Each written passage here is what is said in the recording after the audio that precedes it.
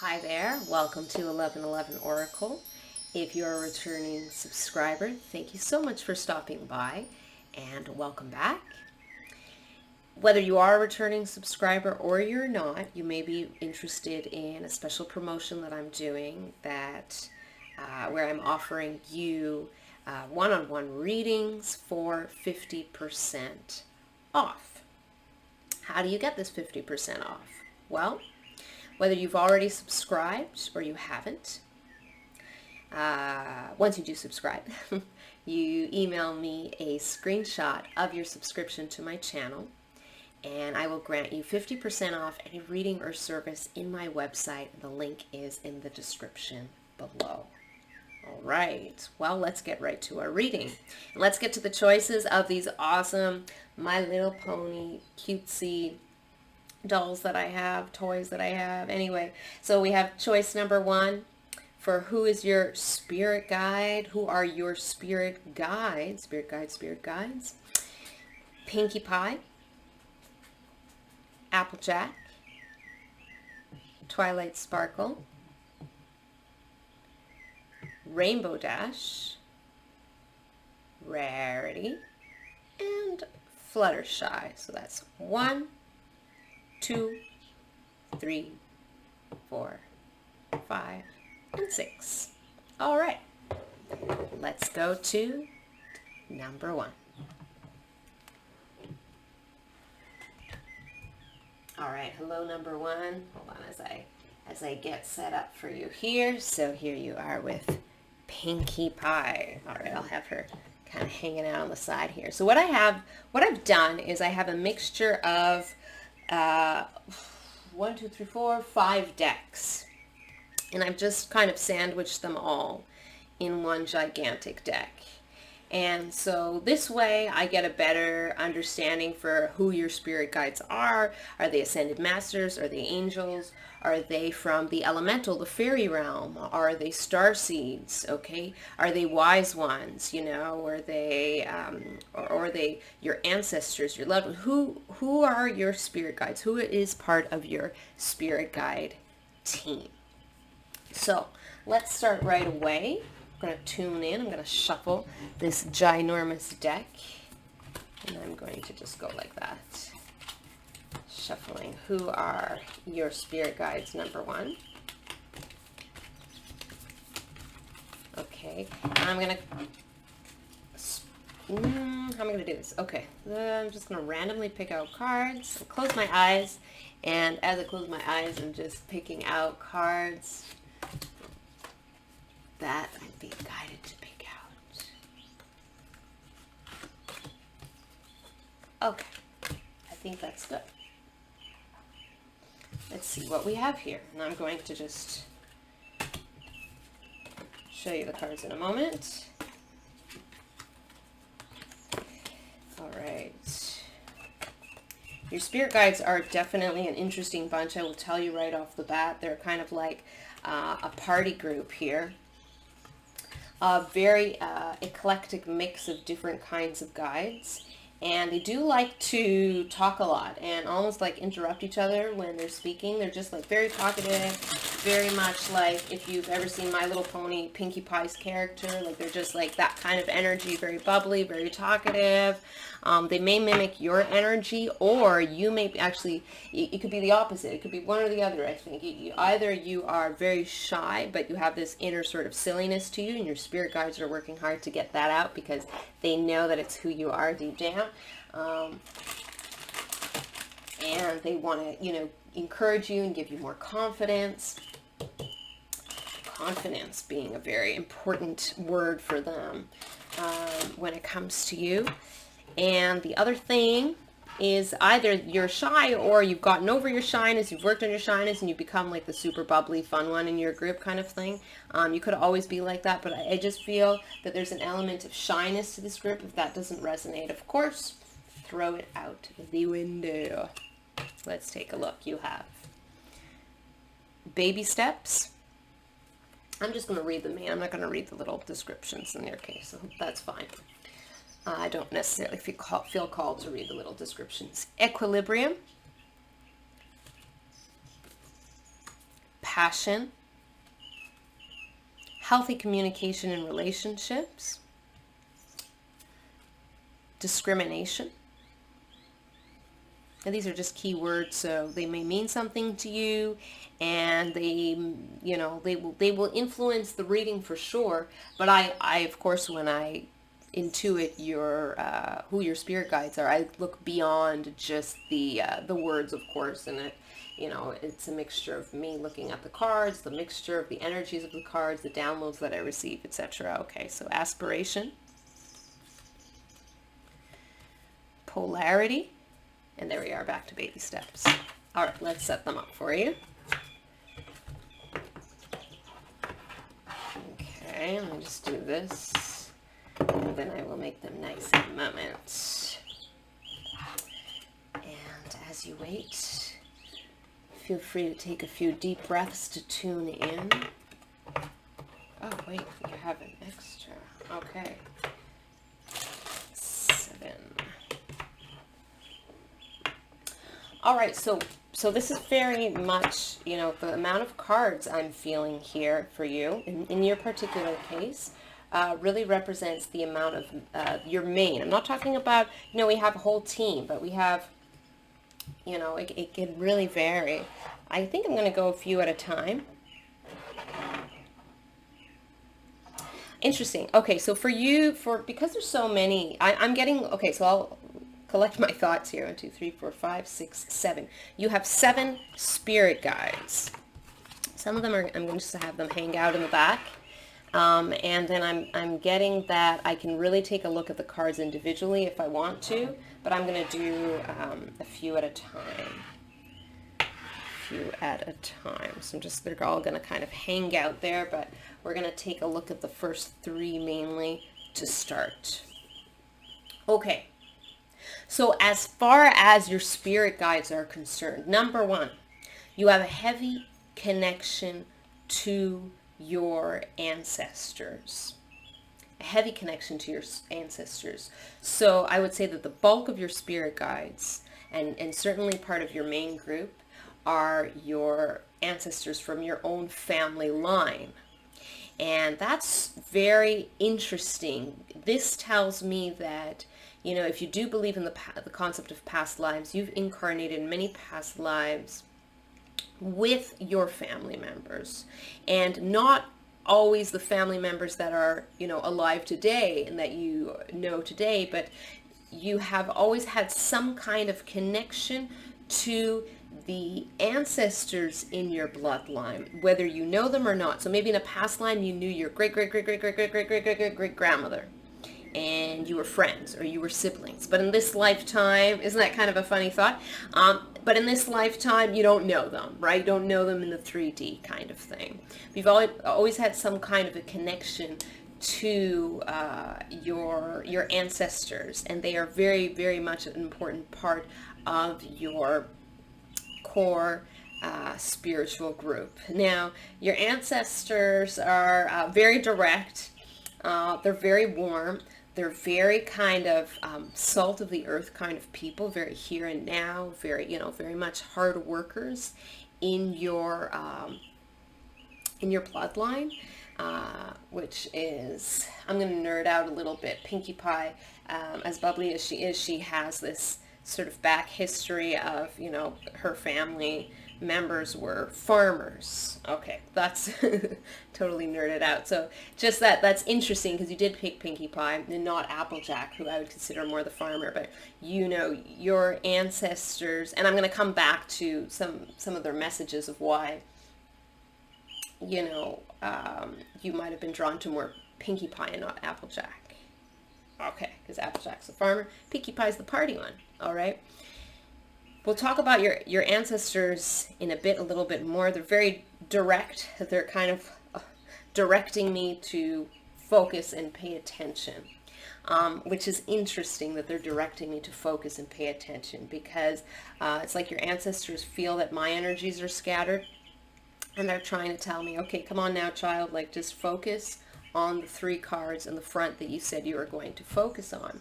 And your ancestors do the same for you. They're kind of like, almost, I feel like they're rolling their eyes at me, because they're just like, okay, just get to all those messages one by one. They really are emphasizing that you need a little bit more structure in your day-to-day, because you can be a little bit, sometimes you can be a little bit all over the place, not necessarily in your physical environment, but in your mind. And so they try to get you to focus a lot. Anyway, speaking of focus, let's take a look at this. Very interesting. We have baby steps. Okay, you have a connection.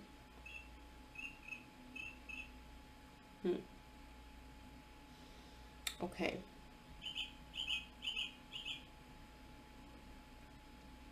All right. You have some interesting guides.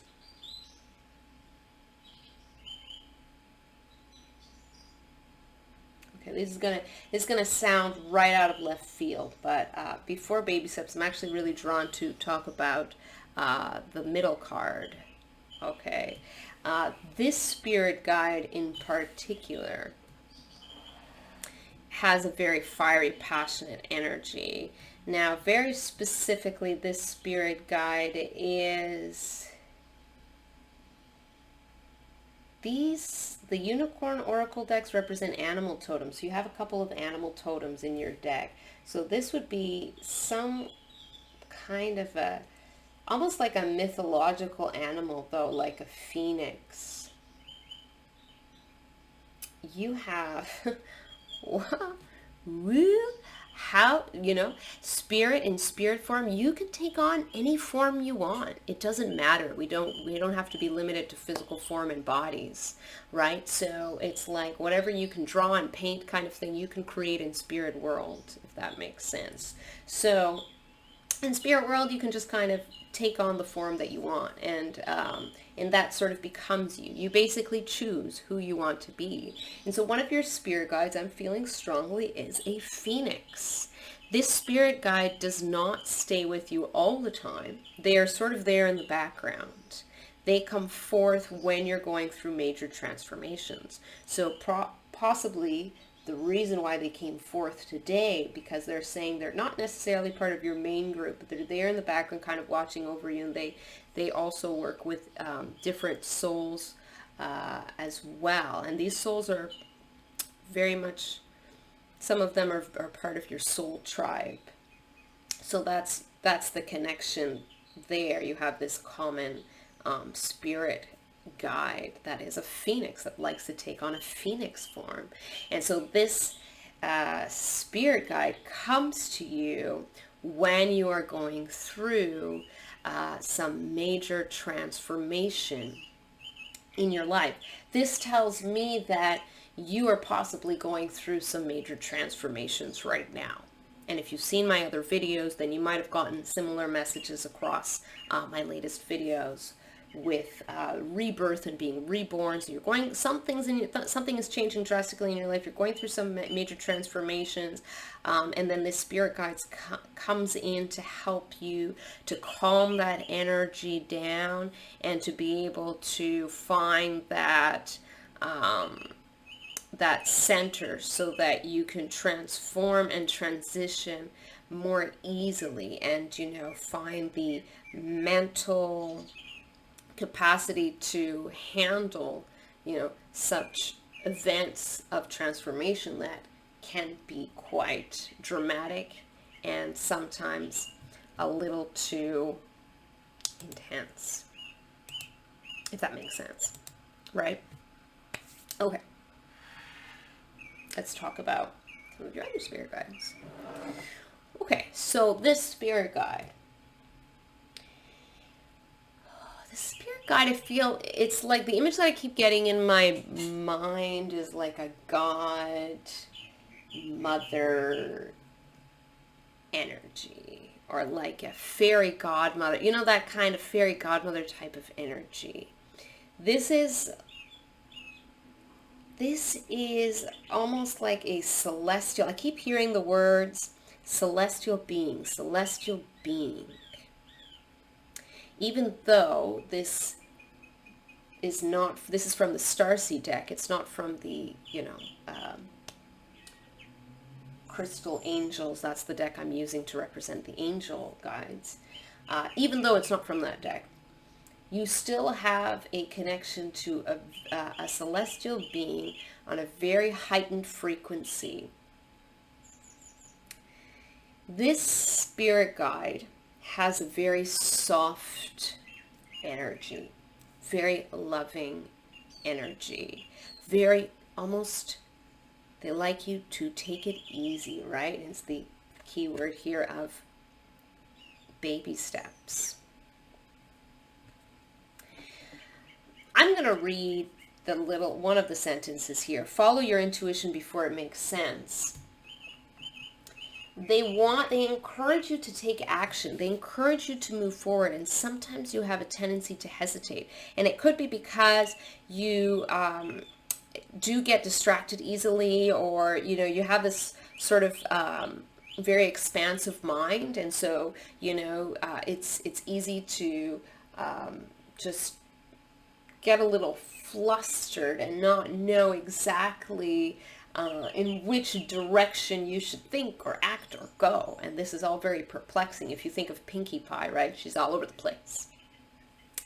If you know her Pinkie Pie's character, right? So with baby steps, this spirit guide really tries, the celestial being comes into your life, especially during dreams. As you can go to bed stressed out and upset, and then you wake up feeling a little refreshed and more level-headed.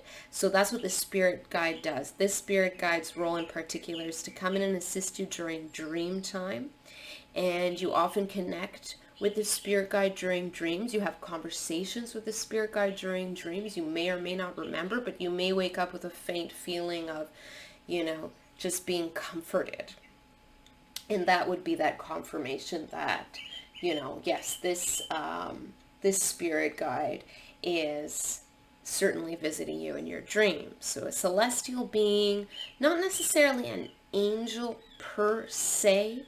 Celestial beings can also take on different forms. I'm not very familiar with the celestial realms.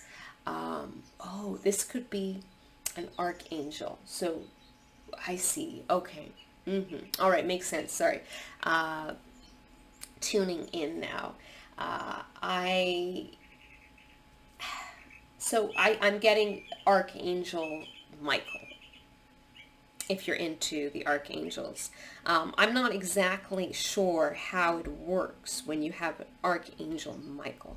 I don't know if I personally believe that there is, different archangels like Archangel Michael, Archangel Uriel, and Raphael, that they're actual entities. Or are they, I had the thought, I was, just pondering the idea once, and I had the thought that, sorry, my dog's having a nightmare. He has nightmares every now and then. So that's interesting that the spirit guide should come to you while you are sleeping, because you sometimes get very stressed, almost like you're having a nightmare in your day-to-day, but then your guide comes in with this overwhelmingly omnipresent energy and then gets you to take it easy, right? So I don't know if this is an actual entity. Now, I'm not saying anything for certain. I don't know if it is an individual or it's a collective. The idea that I had is maybe Archangel Michael is not so much an individual, but a collective of souls who operate on the same type of frequency. So a collective, right? Almost like souls that are semi-separate but connected on the same frequency. And then everything in spirit is fluid. And the higher you go in the dimensions, the less separation you have, right? At least that is the information that I am aware of. And if that doesn't resonate with you, by all means, and you think of Archangel Michael as an actual separate entity on his own, then by all means go with what makes sense to you. Either way, I'm just sharing that one of your guides is Archangel Michael. They come into protect you, of course, during dream time, because Archangel Michael has a very protective vibe. And I'm going to say he because Michael, all right, as opposed to they, which would represent maybe more a collective, but I'll just go by he. And he also comes into your dreams to help you to calm down and to feel more reassured and to feel loved and to know that it's okay and tomorrow's going to be a new day and everything is going to pan out the way you would like. You just have to take a breath and take it, you know, day by day, right? Baby steps, day by day, one step at a time. Okay. We have polarity. So for polarity, you have, it's very interesting. I'm not sure how to describe this energy. I don't see bodies. I see like almost like wisps. Have you ever seen the movie Brave? Disney's movie Brave? If you have, or if you haven't, there are these little, you know, kind of like blue wispy lights that appear in the movie, and they don't have a body, but they are, you know, some kind of elemental being, if you will. So I see that as, for you, you do have some kind of, you know, like twins that work together, light and dark. Yes, you have these sort of energies that prefer to be very, they don't care for bodies, if that, you know, if that makes sense to you. They don't care to have a physical body so much as they just enjoy that feeling of just being more free flowing. They work together to give you both sides of the story. All right. Sometimes you can get a little, I don't want to say narrow-minded, but perhaps stubborn is more of a word, where you, and this is also because of a certain level of anxiety and stress that sort of catapults you into only seeing things through, like, you know, like just one little aspect of the situation, and then you put a lot of stress and a lot of energy into that one aspect of the situation. The more you do so, the more stressed you may get, and the less you're able to focus on, you know, everything around it. So these spirit guides, these wisps, come in to show you, you know, that importance between seeing, you know, both sides of a story, and not just both sides as if there are two, but many sides of the stories. They're kind of like the devil's advocates in a way, you know. Interesting word to use for spirit guides, I know, but devil's advocate, right? Someone who likes to present opposite viewpoints in order to not troll necessarily, but to challenge and to challenge your viewpoint, so you're not just stuck on one idea. Okay, so that spirit guide, those wisps, that's the best way I can describe, and I encourage you to connect more with your spirit guides through meditation and journaling. Specifically, journaling comes up. I don't know, one of your ancestors is saying gardening, so maybe that pertains to you. Working with plants, working with flowers, gardening, you know, working closely with the earth. And that would make sense because these are more elemental, right? They're to do with the elements of, you know, fire, water, earth, air, right? We talk about elemental beings, the spirits of the elementals. Okay, so they don't have a form. They enjoy playing with your mind in order to get you to broaden your perspective and understand that there's not just the one way of looking at whatever it is. There's always many, many different angles. Okay, now what I'm going to do is I'm going to take these, I'm going to put them on the side. bring your other guides forward. I'll bring them in one at a time. This one says, interesting, has like an androgynous energy. Don't know whether this is a woman or a man.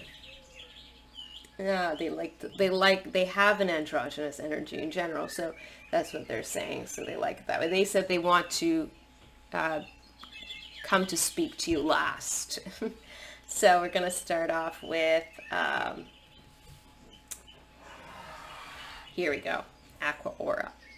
Number one, you have healing abilities. I don't know if you know that. You're the main color of your aura is most likely aqua, which is a very healing type of color. It's also, it's specifically a healing energy through your words, right? Because of the color blue.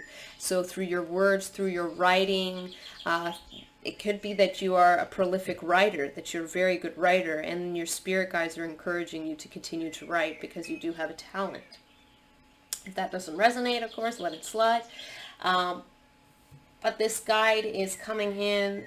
This is specifically an angel. This is a guardian angel that you have. This is from specifically the crystal angels, and I was using that deck to represent angels in general. So this guide often brings you certain signs like feathers. It's interesting because as I'm speaking to you guys, I just want to show you.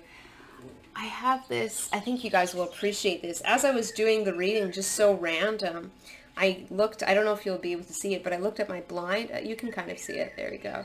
And there's like this feather just hanging out on the blind.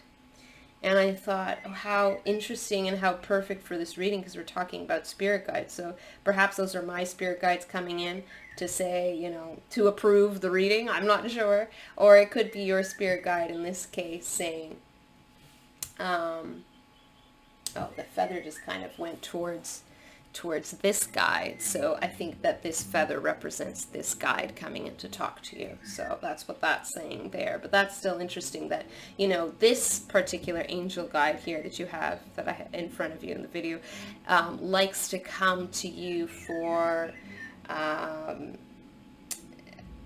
you know, for all of the typical reasons of, you know, angel guides. They like to teach you how to self-heal, you know, self-love, but, you know, throughout your day-to-day. And they're very much an active presence. They're very much of a sort of, what you say, like a workaholic of the angel community. You know, they work extensively with you. And they constantly throw signs at you. Feathers and crystals and writing and words, and this guardian angel is very much implicated in your day-to-day, and they like to make their presence known. So you may have, you know, whether you realize it or not, if you do see certain signs like feathers and everything, try to pay attention to those more. Don't go out expecting to see signs. Just be open, forget about it, continue on with your day. And when you do see something like a feather, don't just, you know, take it for granted and say, well, I don't know, that could be coincidence. Try to pay attention to it more. By doing this, your intuition is actually going to strengthen and grow. All right, so this angel is really with you as a day-to-day companion for all of your day-to-day mundane, waking up in the morning, going to sleep, and everything that, you know, you do, they're there with you, present and helping you out. They're very much a helper. They like to help you out a lot. So this is your angel, your guardian angel. Okay, and I want to take out this guide first. Okay, this is an ancestor of yours. Very specifically. This guide is an ancestor of yours. They have faced a certain level of discrimination and hardship in the past, as their card says. Discrimination.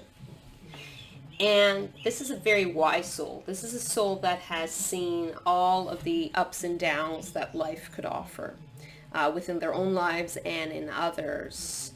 This is a ancestor that has lived, I I would say definitely, you know, just even looking at the person on the card, this is someone from the Eastern civilizations. Now, if you are a very, you know, Caucasian Western person, this is totally possible.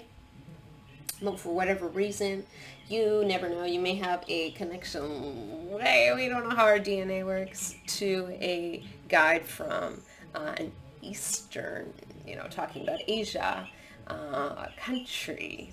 Now, that being said, this guy just came in to correct me really swiftly. So, forgive me. They're saying, no, no, no, no. They said, in a past lifetime, in a past lifetime. They keep saying that. In a past lifetime, in a past lifetime.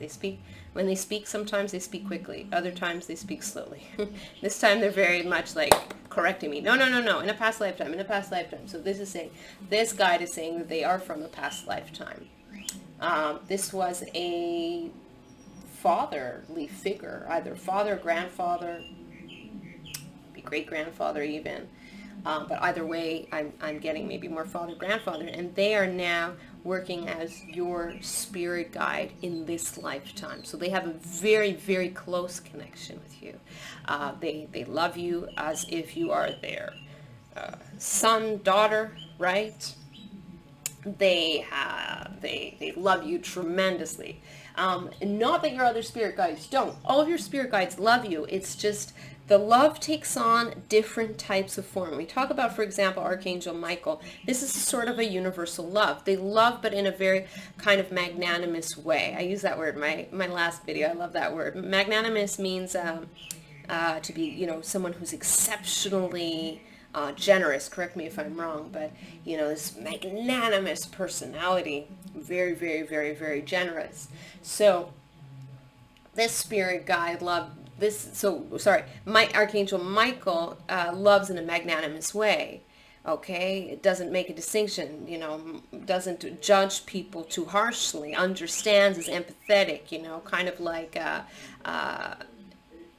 someone who is maybe I'm thinking a teacher who, you know, loves their students in a very kind of magnanimous way, but not in a personal family type way. You know, hopefully that sort of makes sense, right? So with this spirit guide, and there is a little bit of a distance there, as you can imagine, right? Because it's, you know, not a distance in the way of, you know, isolation, but distance in the way of it's the feeling, the intensity is sort of spread out amongst, you know, whoever that they love. With this spirit guide, that you can feel that intensity more, right? It's very much of a one-on-one. You may feel their presence. You may feel even just different feelings like, you know, heat around your shoulder, around your face. You may get goosebumps. You may just really feel their presence more. All right? So this energy is very much also present in your life. Silent. So almost like they don't choose to communicate in words as much. They like to listen to you talk. They enjoy listening to you talk. They said they find you very entertaining. All right? You make them laugh very endearingly. They find you endearing and very entertaining. You make them laugh. They have a lot of love for you. But when they try to communicate to you, you'll really notice what it is that's being communicated. Like, for instance, you may just be walking along or driving along or whatever you're doing, and then all of a sudden you get very strong words in your head. That would be from this spirit guide. Okay, so they're kind of like the strong silent type in the sense that they don't speak unless necessary. But when they do speak, this is the kind of energy where you need to pay attention. Right? So this Spirit guide has a lot of love for you. I mean, they were a fatherly figure in literally a human form with you in a past lifetime, so they still regard you as their family member. Nothing has changed for this person. Nothing has changed for him because you know, there's no separation between life and death. Doesn't really exist so much in the spirit world. It's just one frequency to another frequency. So they don't really see that anything has changed so much. Even if you do have other parents or whatever, they look at you like their child. And they treat you like their child, and they're protective of you like their child. And they sometimes, you know, give you very stern advice at times when you do hear that piece of information in your mind. But they're not. It's not so much that they talk; they just look out for you. They're just sort of there. They look out for you. You know, I feel like if you're driving in your car, they kind of sit in the seat next to you, type of idea. They're just there, keeping you company, reminding you that you're not alone, type of thing. That you are taken care of, and they're constantly sort of surveying the scene to make sure that, you know, they keep your enemies at bay, and that they avert you to perilous situations should they happen. Okay.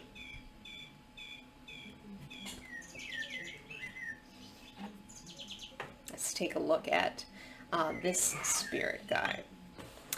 So, this spirit guide, oh man, I'm getting a total 70s, 60s vibe. This spirit guide is like a friend of your family's. Oh man, I just got chills. I'm getting lots of chills. It's a very emotional feeling with this card, because it's almost like this spirit guide made a promise to a family member a long time ago to look over you, to watch over you, or they made a promise to themselves because of their very strong connection with your family members, maybe even your parents.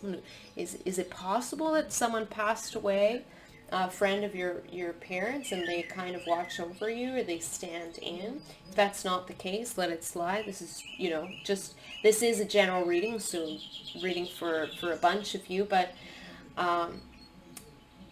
this is an energy this is a hippie energy.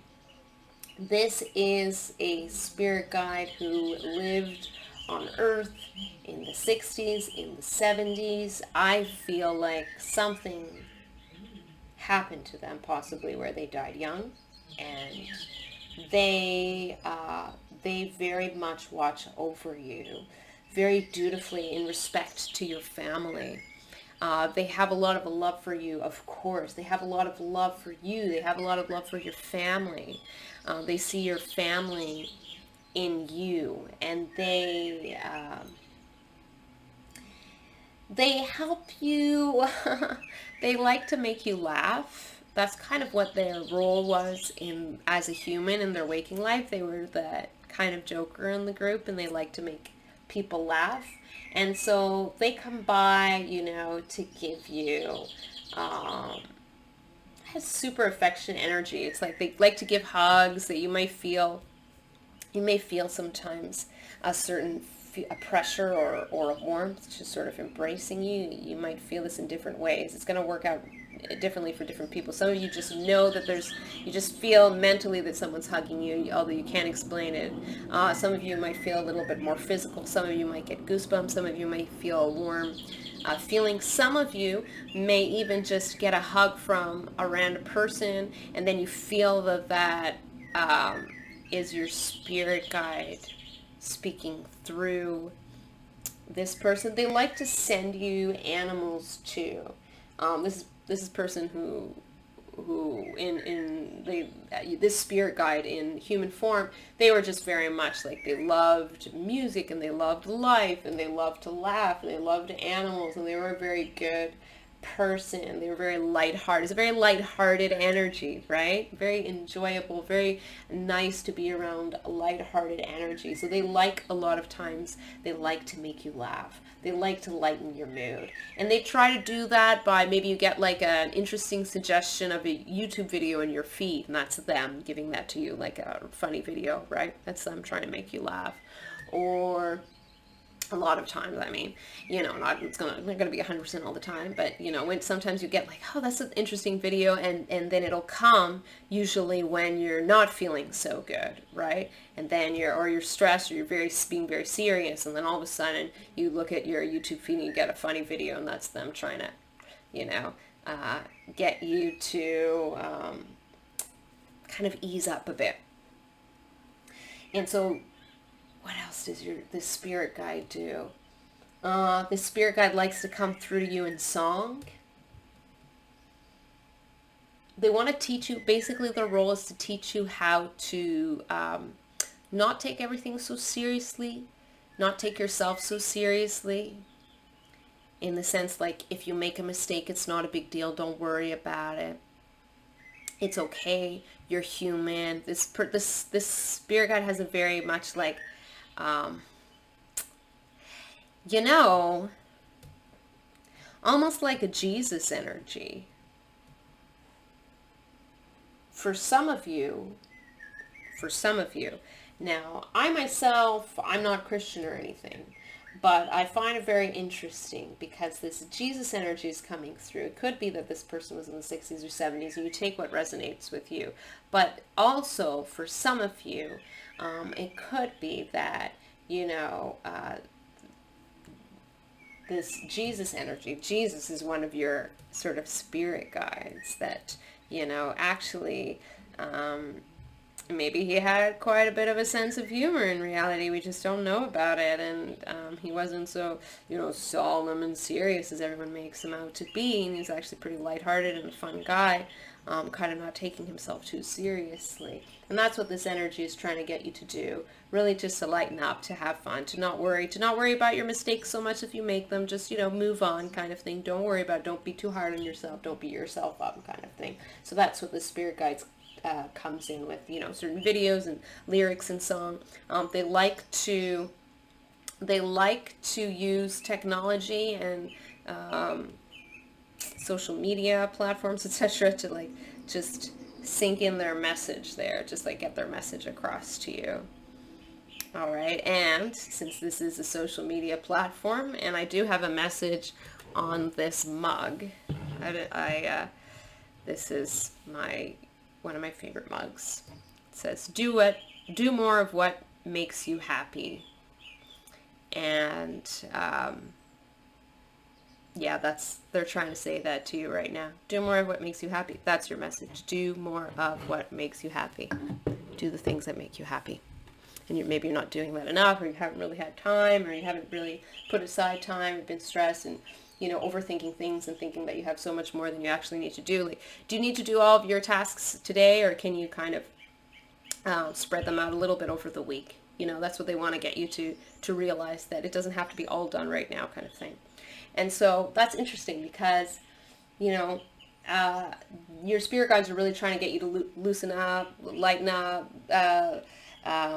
enjoy your time, your company, enjoy your hobbies, enjoy your life. They want you to enjoy your life. They're saying that for you, one of your main purposes is to be this light-hearted energy. They're trying to get you to be your best self, which is you're moving into this energy where you're going to become more light-hearted. And by being more light-hearted, you are going to be able to create what you really love to create.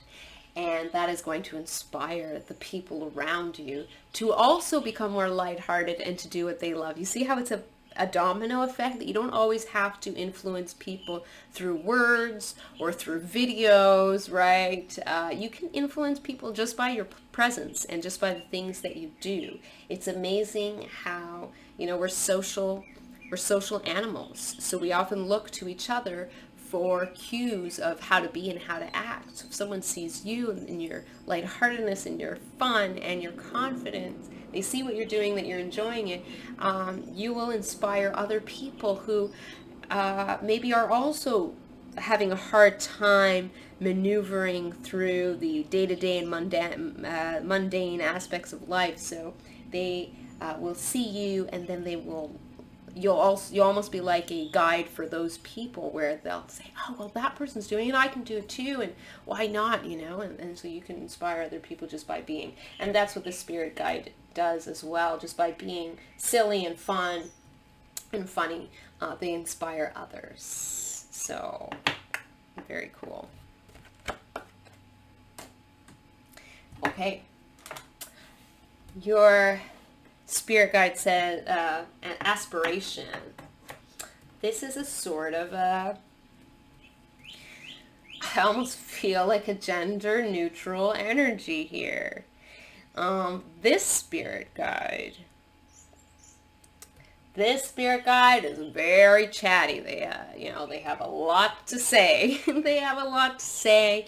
They love to talk, and they have this beautiful melodious voice, this rich, beautiful, melodious voice, and everybody loves to hear. When this person was in human form, they just, oh my goodness, everybody loved to hear them talk. They just have this voice that just, is just, one of those voices that you can listen to forever, and they can tell so many stories, and they're great storytellers.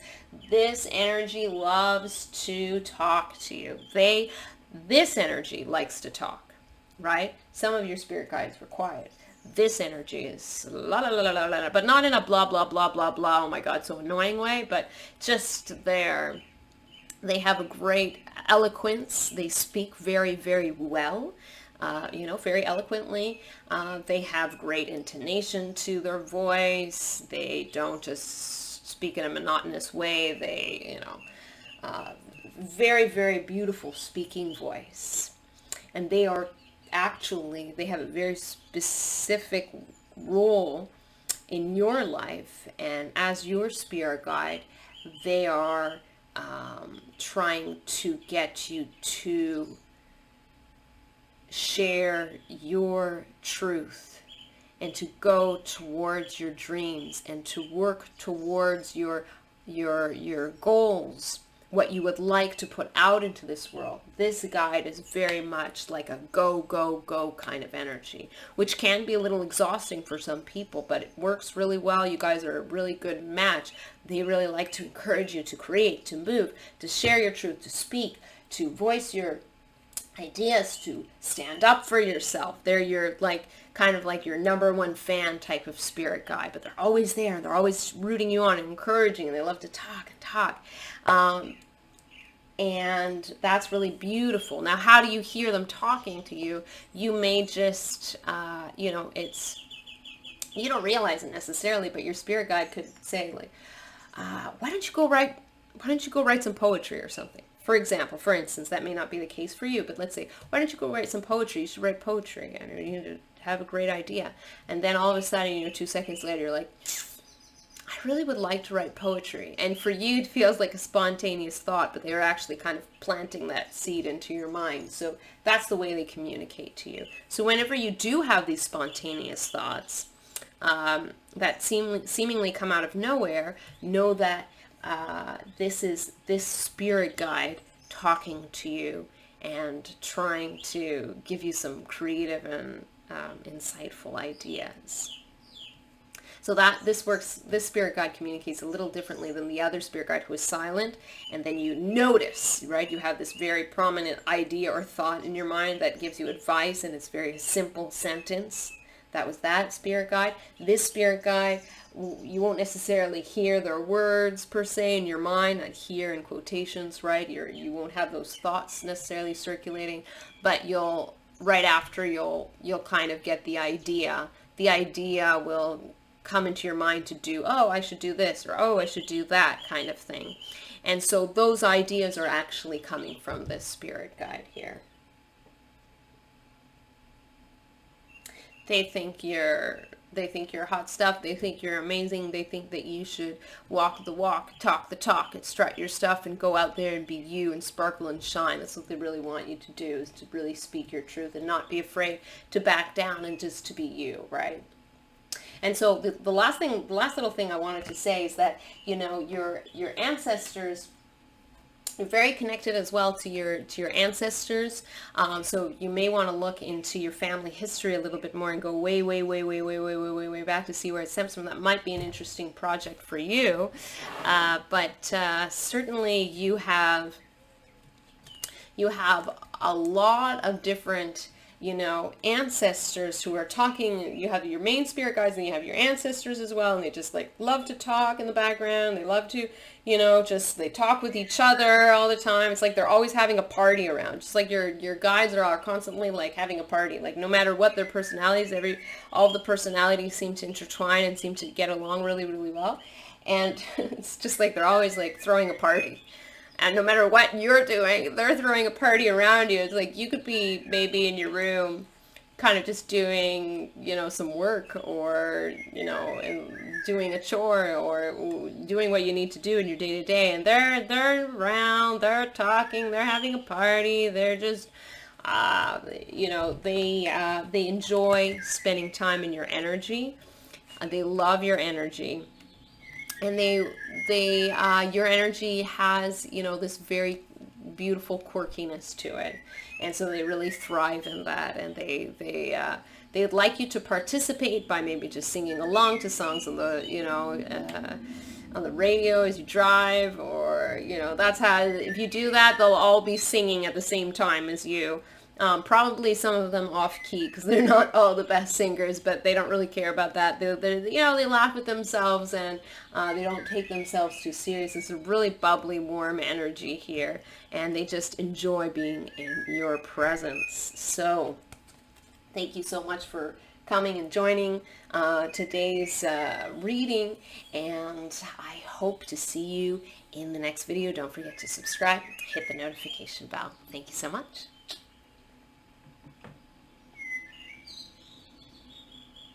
Number 2. Hello, number 2.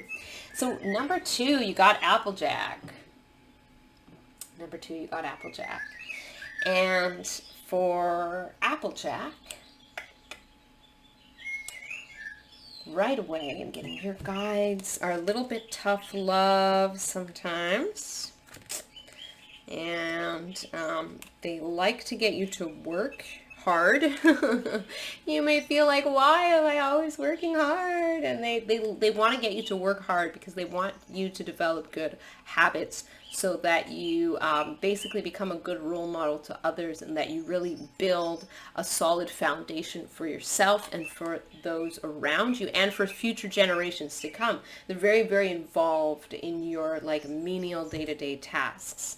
So whenever you're doing chores, whenever you're doing things that are not as fun, they're very much present, they're very much there, and they like to get, you know, get the ball rolling on things. All right, so I'm going to put Applejack on the side here, and I'm going to shuffle this deck. We'll see what comes up. I'm going to shuffle, well, who are your spirit guides for number 2? Who are your spirit guides? I think I have this upside down. Who are your spirit guides? Okay, and now what I'm going to do is I'm going to pull out random cards. Well, not random. Spirit is guiding. For me, it's random, but Spirit is guiding me to the right cards for you. And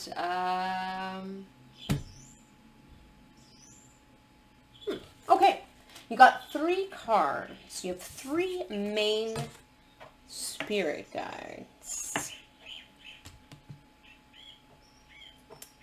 3 main spirit guides. All right, let's see who those are. I'm going to read the words just in case they mean something to you.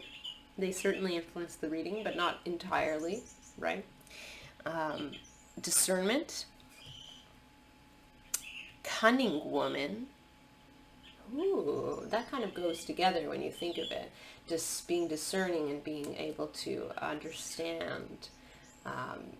I've never gotten this card before. I've never, ever, ever pulled this out, nor have I ever pulled out this one, but for that matter, beautiful, right? Gorgeous, gorgeous, gorgeous cards. Farsightedness. So you're very, like, there's an interesting pattern here. There is an interesting pattern. Okay. So in general, like I said, your spirit guides like to get you to work well, but they also want you to notice the details. They are very, very detail oriented in their approach when they are guiding you. They which is why we talk about the tough love, right? They come out to give you specific information. They want to make sure that you dot all your I's and cross all your T's. They keep reminding you things like the devil is in the details. Make sure that you don't miss a thing. So that can be very kind of frustrating sometimes. They don't want you to do a half-assed job. They really want you to watch out for all of the details. This is going to set you apart from others. If you dot all your I's and cross all your T's, then you will be so solid in your foundation, who you are, and your work ethic. This is going to help you on your life path and your spiritual journey. And this will really get you to a level of success that a lot of people don't have the motivation to get to, right? So they are very much on your case about paying attention. Pay attention to the details. Get everything aligned, right? So let's go into a little bit more detail about who they are specifically. I'm going to pull up this spirit guide. I'm going to look at them one by one.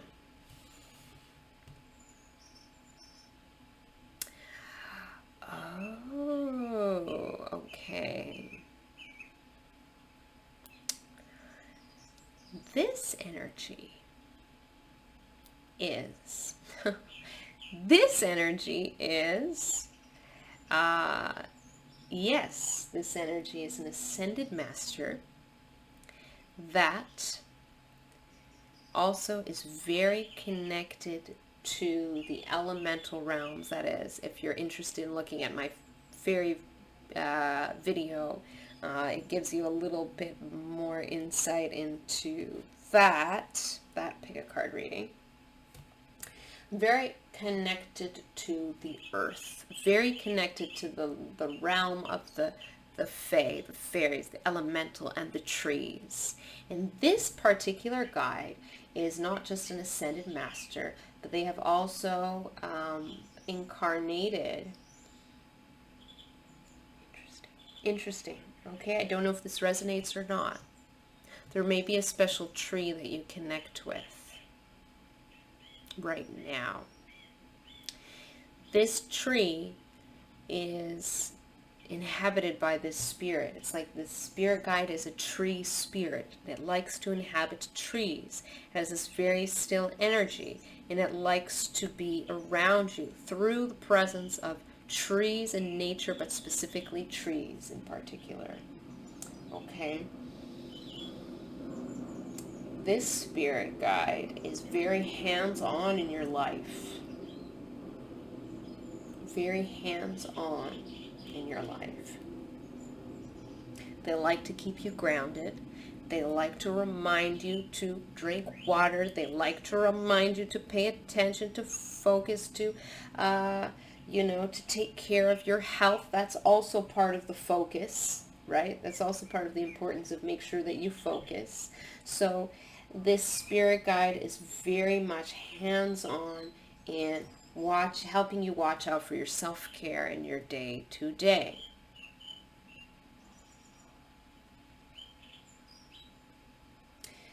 And it's almost like you feel like your spirit guide judges you.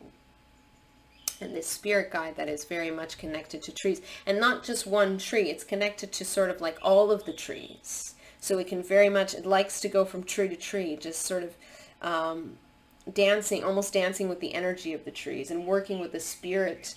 It works with, I'm getting more specific information. It also works, what it does is it works with tree spirits. So the spirits of the trees. It likes to work with those energies. And so no matter where you go, as long as there are trees present and trees around you, you can bet your bottom dollar that your spirit guide is most certainly present. This ascended master. All right, this ascended master enjoys nature sometimes more so than they enjoy people. and they're a very kind of retreating energy, very much in the background. But even though they're in the background, there's certainly a presence, right? A wise, ancient presence when they're around. And you can feel that wisdom, you can feel that ancient sort of energy. Sort of, there's a shift in energy when you're really tuning into this ascended master, this guide of yours. And that's interesting. The camera just refocused. As I said, there's a shift of energy, right? So that's kind of an interesting occurrence. They want you to get in touch with nature. Nature will help you to ground. Nature will help you to heal. Nature will help you to feel rejuvenated. You may find that you almost may feel like when you walk through a forest or you walk around trees, that it's almost like you can almost feel the energy from the trees. You almost feel very safe around trees or protected, or like the tree is giving you loving energy. That's because it's your spirit guide that is speaking through the trees. But it also is, even more so specifically for a lot of you, that you actually have, trees in general act as your spirit guides. Like trees themselves. No matter where you go and there's a tree, it sort of tunes into your energy and says, oh, this is a person who's very connected to the earth, and therefore I must protect them. And so trees really, you would be surprised the signals that they send through their roots. Trees pass nutrients to each other through their roots. So they also pass things like distress signals to other trees down the line. Let's say there's danger coming. And then somehow, I don't know how it works, but that tree might attract through a certain scent that they give off, a certain insect or, animal that will then, help to avoid any danger coming your way, because then there'll be a domino effect of that animal coming, and that animal shoos off something else, and then you're sort of protected. But you have no idea that this is going on, which is just fascinating, that all of this is sort of being orchestrated in the background. Which makes sense, because when you think of Applejack, Applejack is, right, apple tree. She has an apple orchard. If you're familiar with My Little Pony, her family takes care of the apple orchard, and they collect the apples from the trees. So there's that confirmation all the more that trees are your spirit guides wherever you go. As long as they're a tree, you are protected. Something that I find very interesting, if I pull this card to confirm a little further, you see how that branch is kind of going over this figure in the card, almost like the branch is protecting this this lady. Also, there's a fox there. I'll talk about that in a moment. In part, I love foxes. That's right off the bat. That's one of your spirit guides. Squirrel, the fox, and the butterfly. 3 of your animal totems. I encourage you to look up the meanings of squirrel, butterfly, and fox, because I'm not going to go into too much detail with that in this reading. I'm going to focus more on these 3 guys that do show up. But butterfly, I know transformation. Squirrel, I'm not quite sure. Fox is very much linked to the spirit realm, and foxes are help to teach you to be adaptable in tricky situations, so you learn how to get out of tricky situations. That's the animal that I'm hearing some of you say, I need that right now, or I need that in my life, so yeah, that is the fox. That is the fox for you. What the fox said. Anyway, I like that song. I think we need to bring that song back. So yeah, trees. I'm just going to put that card right back here. Okay, I'm going to pull up this card now. The word was discernment, okay. This is a, sorry. This is a very feminine energy. And when I say feminine, I don't necessarily mean female, right? Female and male. Females and males we all have a mixture of feminine and masculine energies. You can be female and have you can have a dominance of masculine traits and not be that very feminine, right? So it really, really depends what we're talking about here. In this case, this is a very feminine energy. It does not have to be a female energy, I just said. Whoa. Sorry. Whoa. Oh my goodness, this is a very intense, strong energy. I just got like this very intense energy go through my body right now, to the point where I had to shut my eyes. It was like, almost like my eyes were stinging. It was so intense. So this energy, and I can feel it right now. Oh, whoa. Wow, this energy, this energy is the divine feminine. It's part of the divine feminine. So, how do I explain this to you? Oh my God. Wow. This is so intense right now. I don't know if you can feel that too. Let me know in the comments if you do feel what I'm feeling, or you get what I'm saying, because maybe you experience this a lot. But I'm feeling that very powerful energy, this spirit guide. You may have only 3 main spirit guides, but it's not about quantity, right? This spirit guide is extremely intense. This spirit guide almost takes up the room of 500 spirit guides or more, right? That's how intense this energy is. So in the laws of the universe, there is a divine feminine, there is a divine masculine. I'm sure that there's much more than what I could imagine right now. But I'm going to talk about that divine feminine energy. This is an energy that is basically encompasses almost like a godly being. It's like a god almost, like a very, very powerful energy.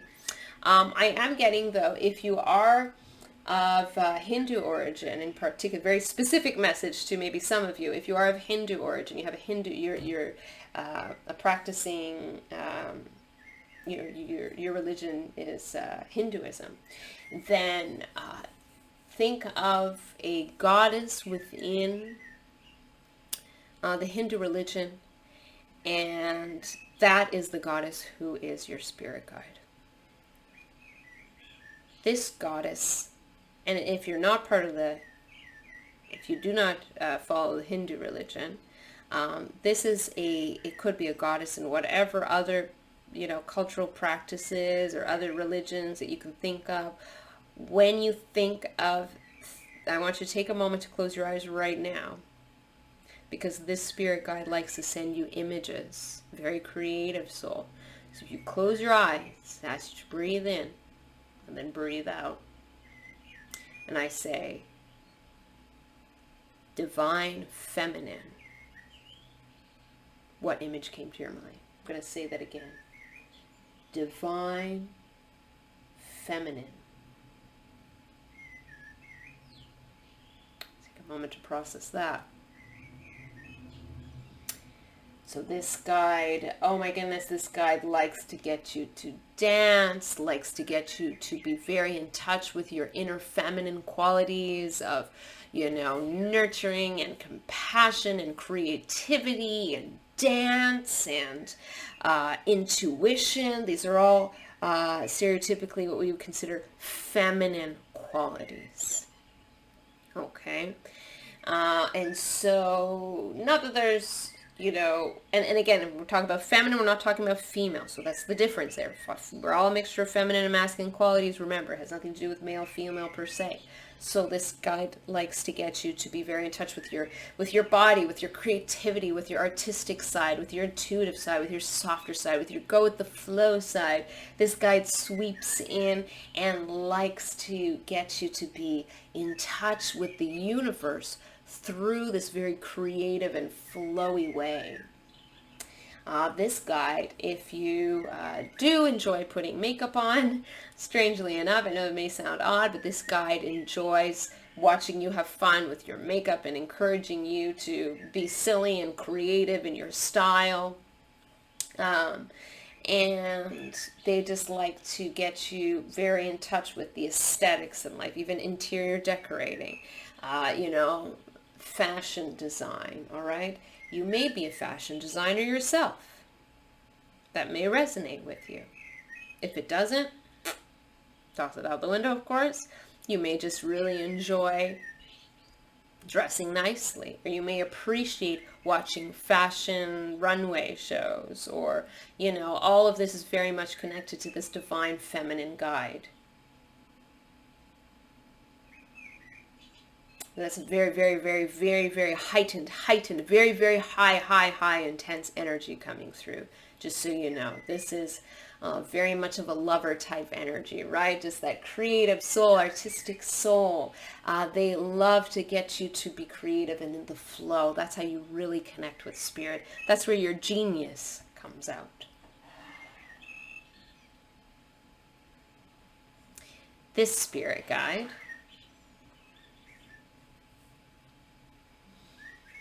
This is an interesting spirit guide. This spirit guide is like a friend, acts very much like a friend to you. This spirit guide is very much in touch with, helping you to pay attention to others specifically. This spirit guide helps you to enact a sort of, I know that discernment was the name of this card in the back, but, whoops. See, that's how intense this energy is. Just catapults everything all over the place.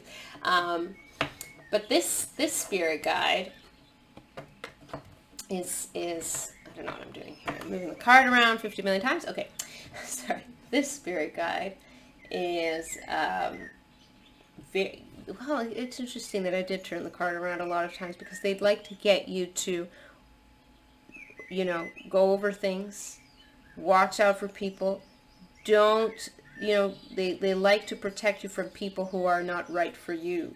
So they help to instill this sharp inner strength and discernment of, even if you do, come into a relationship with someone who's toxic, for example, they will make sure, what they do is very interesting. They go and they basically help to clear the filter from your eyes so you can see the person clearly.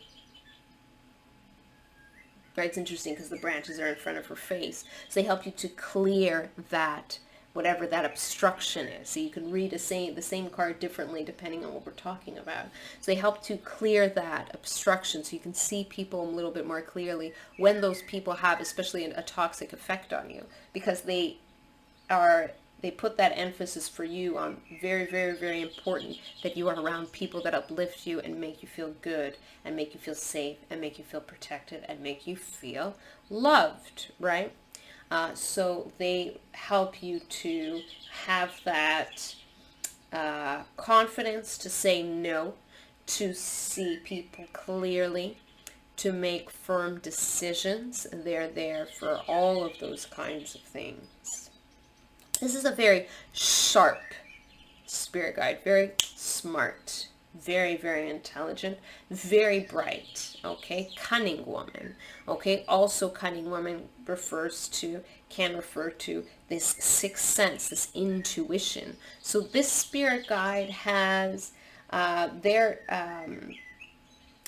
they are, I feel like they're around, if they were in physical form, they would be around your age, okay? They very much act like, they've got your back kind of thing.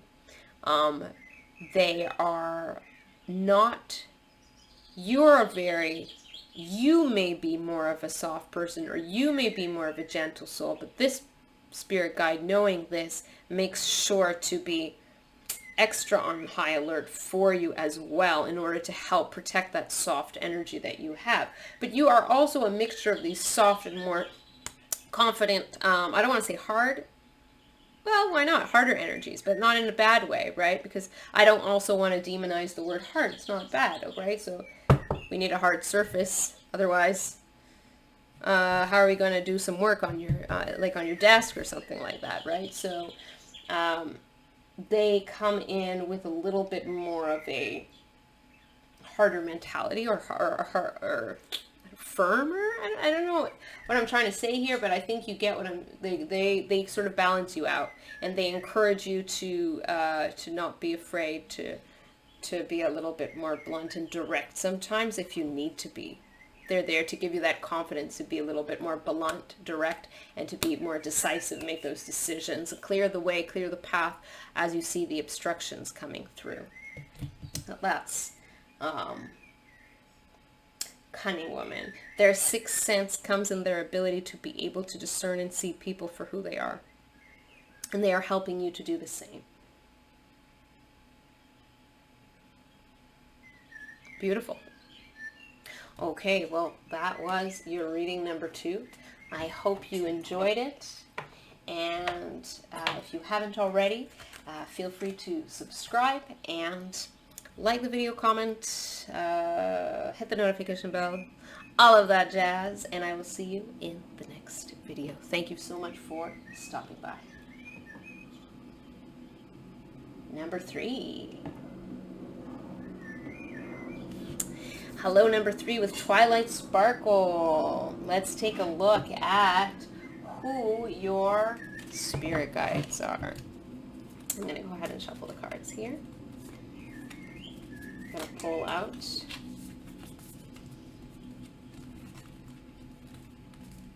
I always have it upside down. I'm going to pull out random cards.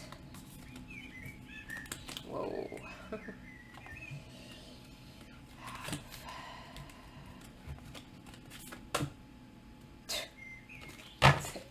You have 4 cards, and they're all from the elemental realm. So you have a heavy presence of fairy energy, of elementals as your spirit guides. That is really cool, because actually I also have a heavy energy of elementals, so I'm wondering if this reading applies to me. Maybe, maybe not, but super cool. So I'm going to show you the cards. I love this one, the Trickster. Frere. Initiate. Fairy Godmother. I mean, talk about a card that's perfect for spirit guide, right? So let's arrange the cards. And I'm going to pull them one by one. I'm going to show you them one by one, and we're going to talk about each one of your guides and who they are.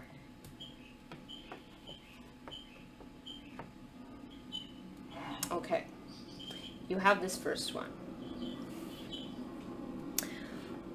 Wow, okay, this may or may not resonate, but I feel very strongly that it does. This is very much like a king energy. You have like the king of, like an elven, like if you think of an elven king, like in Lord of the Rings, that is one of your spirit guides. It's sort of like elven, or it could be fairy. It depends on who you are, your soul, where you've incarnated in the past. If you're not familiar with the elemental or the Fae realm, just like the angelic and the celestial realm, the Fae realm is, you can think of the angels of nature.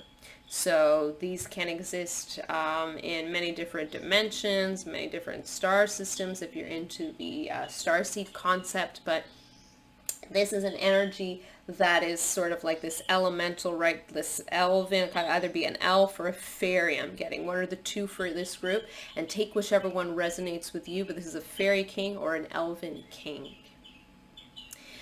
Why is this energy around you? I'm hearing. Now, I don't know if you're tuning in and you're a man or a woman, but for many of you, this was a father figure to you, and they say that you are their daughter.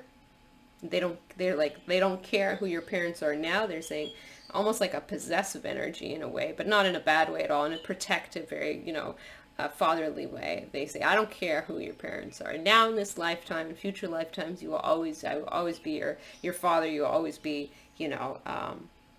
my kin. So, you might have been a female energy in the past lifetime. Elementals are generally more feminine in nature. I mean, I shouldn't say that. No. No. That's not necessarily the case at all. But in your case, I'm feeling that most of you are probably ladies, but if you're not, and this still resonates, it may just be that you have a lot of feminine energy within you. And that in a past lifetime, you might have been female, you might have been male, but maybe male with a lot of feminine energy. Either way, you have a lot of feminine energy to you. And this spirit guide is very, very close to you. Very much, how do I explain this energy? It's like, this spirit guide looks at other people around you and like almost not with cut eye, but like, very intimidating kind of energy. If you feel like you sort of are always protected and you're always safe, it's because this energy makes sure to almost aggressively keep toxic energies at bay. They're very, very protective, very serious energy, very, beautifully magical energy. You're very, very, very connected to the elemental realm. You were an elemental. You were a fairy. You were an elf. You were part of the Fae realm, okay, for many lifetimes in the past. And this energy is very much present around you and is very much of like this parent father-like energy. You can almost feel, it's almost like like you feel that there's been this sort of male presence with you since childhood. And you don't know how to explain it maybe to other people. Maybe it's just imaginary in your head, or you feel like it's wishful thinking for whatever reason, because you enjoy that feeling of having like this, like energy that really represents. I know I talked about feminine, so there you go. Here I'm correcting myself from before. This is a divine masculine type of energy, right? This masculine energy represents the highest form of masculinity. In other words, good qualities like protection, support. Not that, you don't have that with the feminine, but, we go to the toxic level, then you have, masculine energy that becomes destructive and macho and chauvinistic, right? You go to the positive levels of that, and then you get this masculine energy that's patient and calm and maybe stern, maybe a little bit of tough love, but protective and always supporting and pushing you to do your best. And so this is that very kind of that sort of like fatherly energy that's with you all the time. So that's pretty cool. One of your spirit guides is like from the fairy realm, and you are like them, either fairy or an elf. And you may have been both interchangeably as well, and they may have been both interchangeably throughout their lifetimes as well, too. So they are often there to protect you. Some of you, even though it doesn't appear in this card, have it's almost like this energy likes to shape shift into a dragon. Like they'd like to choose to be a dragon sometimes and a fairy or an elf other times. For others of you, it's more that you also have like just dragon energy around you. So part of some of your spirit guides could be just dragons. And I'm seeing at least 3. So you do have a strong connection to the dragons as well, which is really badass and so awesome. Initiate. This is an interesting kind of pokey, curious energy. It's like, have you ever seen a show where like someone just appears out of nowhere and then they disappear and then they appear in another place and they disappear? I don't know if that image makes any sense, but basically this energy likes to just kind of, just very fast, just, it's almost like they're like light. They're like light energy. This is a light energy. They, you may see flashes of light, actually. Like literally, you may see flashes of light that represent this spirit guide. It's just the way they like to move. They like to move in, out, and they just kind of hop all over the place kind of thing. And very fast. This spirit guide is this is a guide for you into your sort of bridge and connection to the spirit world. This is a guide that has been tasked to help you understand the spirit world and understand that you have an important role to play as an initiate. An initiate is someone who is, you know, someone's being initiated, right? If you think of a fraternity or a sorority, like someone who's like an initiation, right? So this is, when we talk about the spirit world, imagine as a big sorority or fraternity, this is your mentor to help guide you through this path, guide you through the spirit realm. They guide you through the spirit realm in dreams. They guide you through the spirit realm in life. As you're developing your spiritual abilities, they guide you through the growth of those as well. They help to connect you like a bridge to the spirit world. They help you to strengthen that connection to the spirit world. And they say that you're extremely connected. A lot of spirits come through because of this sort of portal that you have around you. You attract a lot of spirits, not just your spirit guides. And sometimes you're heavily protected. I should put it out there, but you know, sometimes the spirits that come through this portal that you create with your own energy, they are not necessarily your spirit guides, but they act like your spirit guides as they come through. Just because you are just like this, you know, it's almost like you're universally connected to many, many, many souls, many, many spirits, whether in the elemental plane or not. And so as the spirits come through, they recognize your connection. They see you as sort of, you're one of us. And so they act to protect you or to guide you, even for a fleeting moment. They all have a role to play in your life. And so you're the initiate. This guide also works to make sure that everything runs smoothly. All right, they're like the technician behind the scenes. They make sure that everything runs smoothly in your communication with other spirits and your development of your spiritual abilities and all of that jazz. That's really cool. Okay, I want to talk about the fairy. I want to talk about the trickster first. Sorry, I changed my mind. The trickster was like, no, pick me first. So the trickster. This is what I wanted to say about you. This has come up in a few of my videos, so I know that some of my subscribers, like it's very interesting because you might have chosen another video where I mentioned that you were a Heyoka empath. So a Heyoka empath is a type of an empath within the indigenous communities of North America. The Heyoka, within some of the communities, Heyoka was the divine clown. The divine clown was tasked with mirroring people's inner selves back to them. You may find that people oftentimes project their insecurities at you, or there's sort of a double standard where someone says, hey, you didn't do this, but then that person never does it or something. Or they say, oh, you're acting like this, but actually they're the ones who always act like that. So it makes you feel like you're going crazy, right? That's because you're a Heyoka empath. It can seem like a blessing and a curse. This spirit guide is also sort of that trickster energy. And they come in to help you manage this energy that you have that actually mirrors people's insecurities, people's positive, people's negative traits back to them. So this spirit guide helps you to develop and strengthen that intuition, to learn to recognize that, well, this person is just projecting, and they help you to manage how to respond to those individuals as they come towards you. Okay.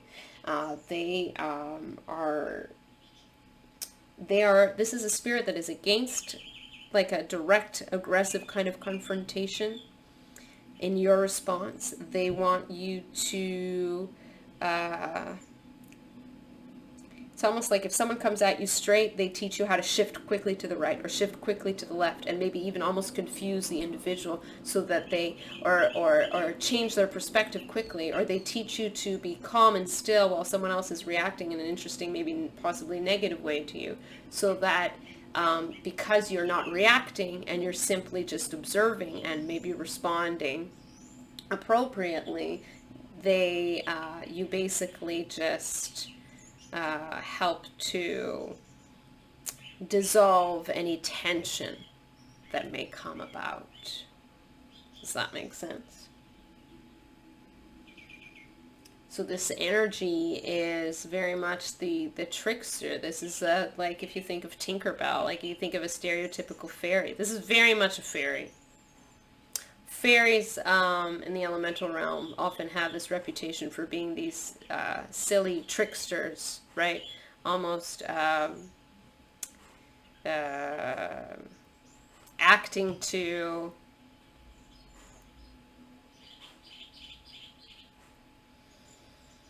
wow, okay. So I had something happen to my ear right now. It wasn't exactly ringing, but it just felt like the vibration got very like intense, like there's someone put a bowl on my head or something like that. I don't know if that even I don't know if that makes any sense. That's the best way that I can describe it. Or someone put like a hand cupped around my ear. It's almost like this spirit, it just likes to play tricks on people, just likes to, but they get a bad reputation for playing tricks on people. So, just like all beings, some humans are good, some humans are bad, some fairies are tricky and some are not. As far as a lot of the trickster fairies are concerned, like this one, it's not that they want to put anybody down. It's just that they really like to laugh. They're jokers. They're like comedians. They just love to laugh. They like to confuse. They like to deceive, but not in a way of deceiving out of, malicious intent, but just to say, oh, you think I'm like this, but actually I'm like that. And they help you to realize that you have so many different qualities and so many different aspects of you within you, that if people are able to project left, right, and center different kinds of ideas, this must mean that you're almost like this sort of crystal quartz energy, where you can take on all kinds of different energies from the surrounding crystals around you. That's sort of like your energy. So they're reminding you, not that you don't have your own personality, your own energy yourself, because you do, but you're almost very enigmatic in a way. You have this enigmatic kind of mysterious presence to you because people can't quite figure you out. One person thinks you're this, someone thinks you're that, and they realize what people end up realizing at the end of the day is actually that wasn't true at all. You help just by, not by reacting, but by just being still and by being you, and not giving people what they want in terms of reaction. You help people to realize their folly in making assumptions about you. And this spirit guide helps to show you that you are multifaceted and you have many, many, many, many parts of you that encompass who you are.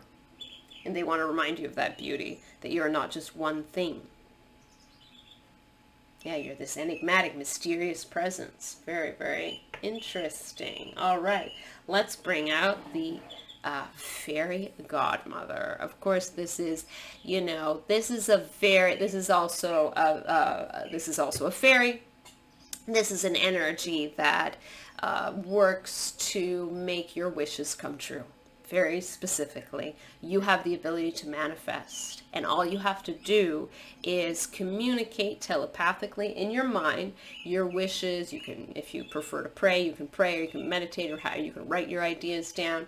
This spirit guide asks you, almost demands that you ask for what you want. And of course, it has to come from your heart.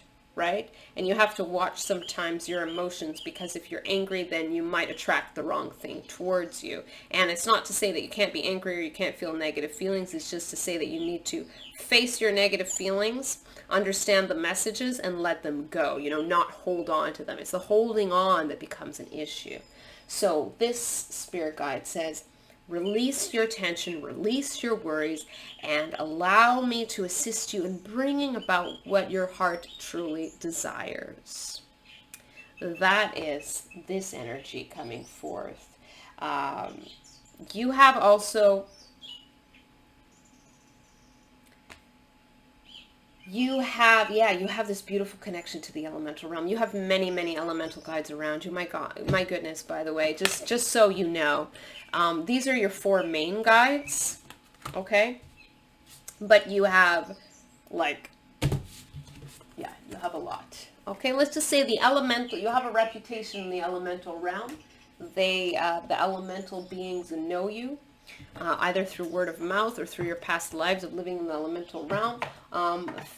Nature spirits, wherever you go, kind of perk up and they recognize you. And say, oh, wait, that person is not so much of a person. They feel almost like me, except they're in a human body, so what's up with that? And they're very drawn to your energies. They come out very curious, and then they start to interact with what's interesting is they start to interact with your spirit guides, who are part of the elemental realm, and then they realize that, oh, you are one of us. And so then they come out and they want to communicate with you in different ways. As far as communication goes, I am going to create, my next video will be how to communicate with your spirit guides. I know that there are a lot of videos out there. My video is going to center more on, how to use your natural talents and abilities to communicate naturally to them. What I'm trying to say is, for example, if you're a very hands-on person, they might, come through in a way that is very in your face, right? A really obvious way through messages or, circumstances, situations. If you're a very imaginative person and you like to draw or you like to paint, your spirit, then your ability to communicate with your spirit guides may be more through drawing and paintings. Okay, so that's the difference there. Everyone, depending on what your natural abilities are in this life, that is how you can learn through that in a heightened way. And if you bring that out to your intuition, that is how you can communicate with them. Anyway, I will explain all of that if you are interested in an up and coming video. Okay, so I hope you look forward to that. I look forward to it. I hope you're gonna tune in, and don't forget to hit the subscription button and then the notification bell, and you'll know when the video is coming up. Number 4, Rainbow Dash. Let's see who your spirit guides are.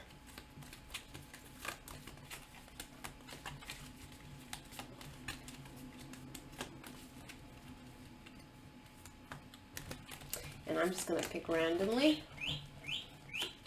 Not randomly for spirit, but for me it seems random for spirit. They're kind of just guiding me on where to go.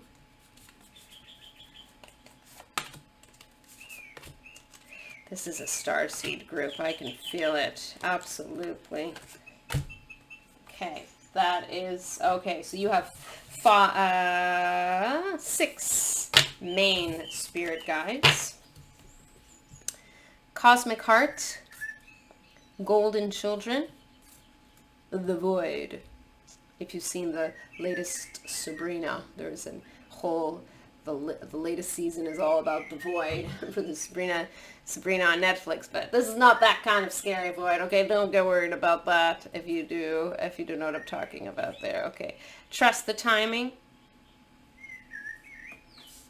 Okay, and then Sodalite, Socializer join in, and you have Turquoise, Spiritual Path. You're a very spiritual person. How many guides did I say you had? 6. So what I'm going to do is I'm going to arrange each one, and I'm going to show you each one individually. So I'm sorry, it's a little messy for the moment. There we go. I'm going to pull them up one at a time. Let's start with this one. This is an angel. This is an angel with a very turquoise energy around it. You also have a turquoise aura energy to you. Very much of a healer, okay? You might practice Reiki. If you don't practice Reiki, Reiki is all about that rainbow energy, right? Through the chakras. So that is interesting because that's sort of that confirmation with the rainbow dash. So you have the potential to become a Reiki master. You were a Reiki master in past lifetimes, and your spirit guide, this spirit guide in particular, actually would like to help you with Reiki energy. And they say it's okay if you're not too into it now because they like to perform Reiki energy, you know, sort of like transmitting this healing energy while you sleep in your day, you know, just when you need it in order to balance out your chakras. This spirit guide works, this angelic being works to help you to balance out the energies in your chakras because you need that a lot. Okay, you're you're what's called an intuitive, a sensitive, an empath, right? You pick up on energies very easily, and you oftentimes need some help to balance out the energies within you. Okay, and so turquoise people with a turquoise aura are very healing souls, right? There's that mix of communication with the blue and healing with the green together. So you can heal through your words, through your voice, your song, and through the energies that come out of your hands and just your general presence. When you walk into a room, people feel more relaxed. So this spirit guide likes to come in to help you to relax your energies, and it helps you to relax the energies of those around you. Cool. Okay. Next, you have the Cosmic Heart. Well, this is very interesting because you are very much connected. I said this was a Starseed group. I'm not getting what Starseed you are. If you would like to see what Starseed you are, I would listen to your, listen to your intuition. Of course, you can get a more personalized reading, and I can go through your origins one-on-one. Otherwise, I do have a video on starseeds that you may like to look at, but I only have 3 choices, and there's so many. So if you're drawn to that video, then that's the one for you. This message is that you are very, very much connected to, interestingly enough, Mother Nature comes up, but star seeds from, like, you're connected to all the star seeds. Like you're this sort of astral traveler, cosmic traveler. You're really, really connected to, oh my God, I'm getting this like, whoa, I need to drink water. Sorry, excuse me.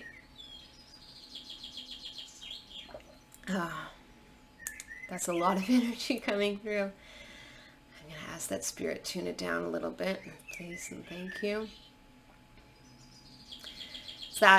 So basically I was channeling like star seeds from all over the galaxy or all over the universe. I don't even know. You're very, very connected, so that's pretty overwhelming. You may be very much interested in the idea of starseeds already. It may come to no surprise that you're drawn towards this group. But yeah, you're very, very connected. The message is not to get too caught up in where you come from. Although certainly you do originate from somewhere, and then I would look into that, would be interesting. But you've traveled all over the place, and you might really enjoy traveling in this lifetime because your soul, that's what your soul likes to do. Your soul doesn't like to be tied down to one place for too long. So this is not so much a spirit guide in particular that is coming through. This is this card is showing that you are connected to many starseeds. And they're not necessarily your main guides, but they all kind of act like your guides. They all kind of pop in and connect with you and give you advice. You know, you're like Mr. and Mrs. Popularity or Ms. Popularity, right? Or you're someone who is very much, you know, this gregarious person in this lifetime, and your soul is like that. You're like that in sort of your starseed aspect as well. You have a lot of acquaintances and friends from all over the universe. If ever you feel alone, just know that you know, you are not alone. You are very connected, and although it's hard to see that because we're in the physical and we can't really, you know, we can't really see anything around us, or even feel physically anything around us here, whatever. They're saying that they are connected to you through your soul. It's almost like if you think of little fine umbilical cords or whatever, or, you know, kind of spider web wisps that sort of connect you to a vast array of starseeds, and you can bounce messages back and forth to them, through your mind telepathically. Watch for the messages that you receive if they are accompanied by a calm feeling, and if the feeling feels right, then that is your spirit guide or guides talking to you. So you're very much this bridge for other starseeds as well. You are a bridge for other starseeds. You help other starseeds understand their origins. If you don't do this already, you may be doing this in the future. So you may develop a lot of knowledge about the different starseeds. Always question everything. Take everything with a grain of salt, including when it comes to your own intuition. And definitely when it comes to anything that comes secondhand, including this video. It's always a good idea to take everything with a grain of salt and to question, because you have to weigh it up against your own logic and make sure that it's something that feels right to you. But you know, if someone says, oh, for example, I came across this bit of information that Orion starseeds are all scientifically driven. That's not true. But what I see with Orion starseeds is that they all love to learn. They all have maybe can have an inclination to want to understand things on a scientific level, but not necessarily that they are scientists themselves. And in fact, a lot of Orions are very creative, artistic type of souls. It really does depend. Just like you can't say all humans are the same, you know, so not all Orions are the same, or all Pleiadians are the same. You'll have maybe general characteristics, but then you go into the individual and then a lot of things can change, right? So take everything that you read, that you hear, whatever, with a grain of salt, and you'll be fine. And you will, you know, you'll give people the right kind of information that will resonate with them, versus, I'm not so sure about that one, it doesn't resonate with me. Always check to see if it makes sense to you. So this is just that reiteration, I feel, that you're very much connected to different realms. Very interesting, just what I'm intuiting right now. You have a starseed connection. Almost like from another universe or another dimension. This is like far left field, so please take what resonates and leave the rest. But this is a guide that comes from far, far, far, far, far away. Like if this were like, you know, a black hole and a gateway into another universe, right? That's kind of like the image that I'm getting here. So this spirit guide, it just goes to show you how connected you are, that you have these guides from very, very far, from very near, and from all over the universe and all, you know, the star systems. They all connect with you in a very general way sometimes, but this one is very much specifically connected to you, that you yourself come from very, very, very, very, very, very, very, very, very, very, very, very, very far away. You, whatever that means. I'm not quite sure. Hopefully that resonates with you. And, you know, do your research. Look into it a little bit more. Go into your meditations and see what images or words that you get coming to you. You are very connected. Oh my goodness, are you very connected from near and far? Okay, you have trust the timing.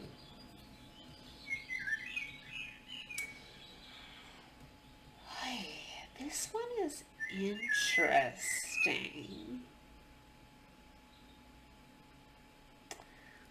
So you almost have like a father time spirit guide, if that makes sense. Like you have a spirit guide that's very much connected to the timelines of the earth and the past, present, future of the earth. Wow, what does that mean, though?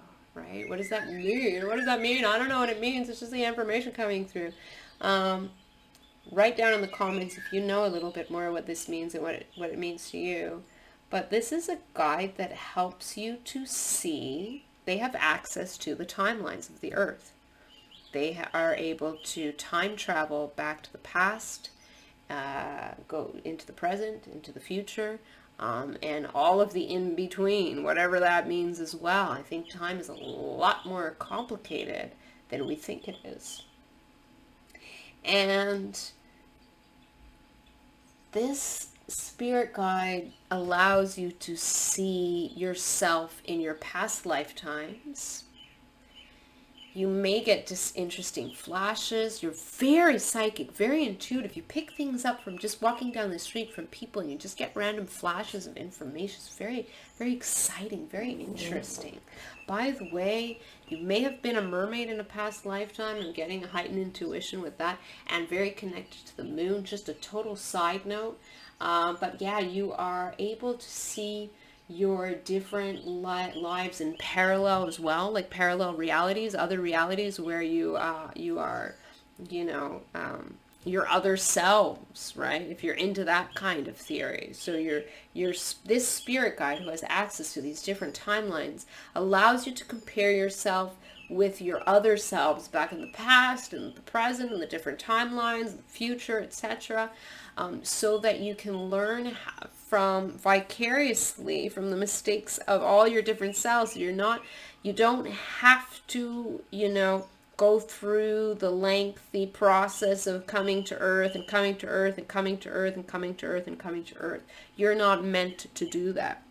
You're only meant to be here for, you know, as far as having the amount of lifetimes you have on Earth, not very many. Very, very few. You're not meant to spend a lot of time on Earth. And so your spirit guides are actually coming through to say that you like to, sometimes you, they use the word complain, so you'll have to forgive me unless it's just my interpretation, but that you like to, sometimes you complain about being here, that it's not fair and that you don't like it. They're reminding you that this is just temporary. You volunteered and to stop complaining. Sorry, no hard feelings. I know how it is, though. I'm not judging. Your spirit guides aren't judging either, but they're just very much like, there's like no emotional attachment to their words. It's just very much like, this is what you have to do in order to do this kind of thing. Like, it's very, very disassociated with any kind of like emotional connections that we humans make at times.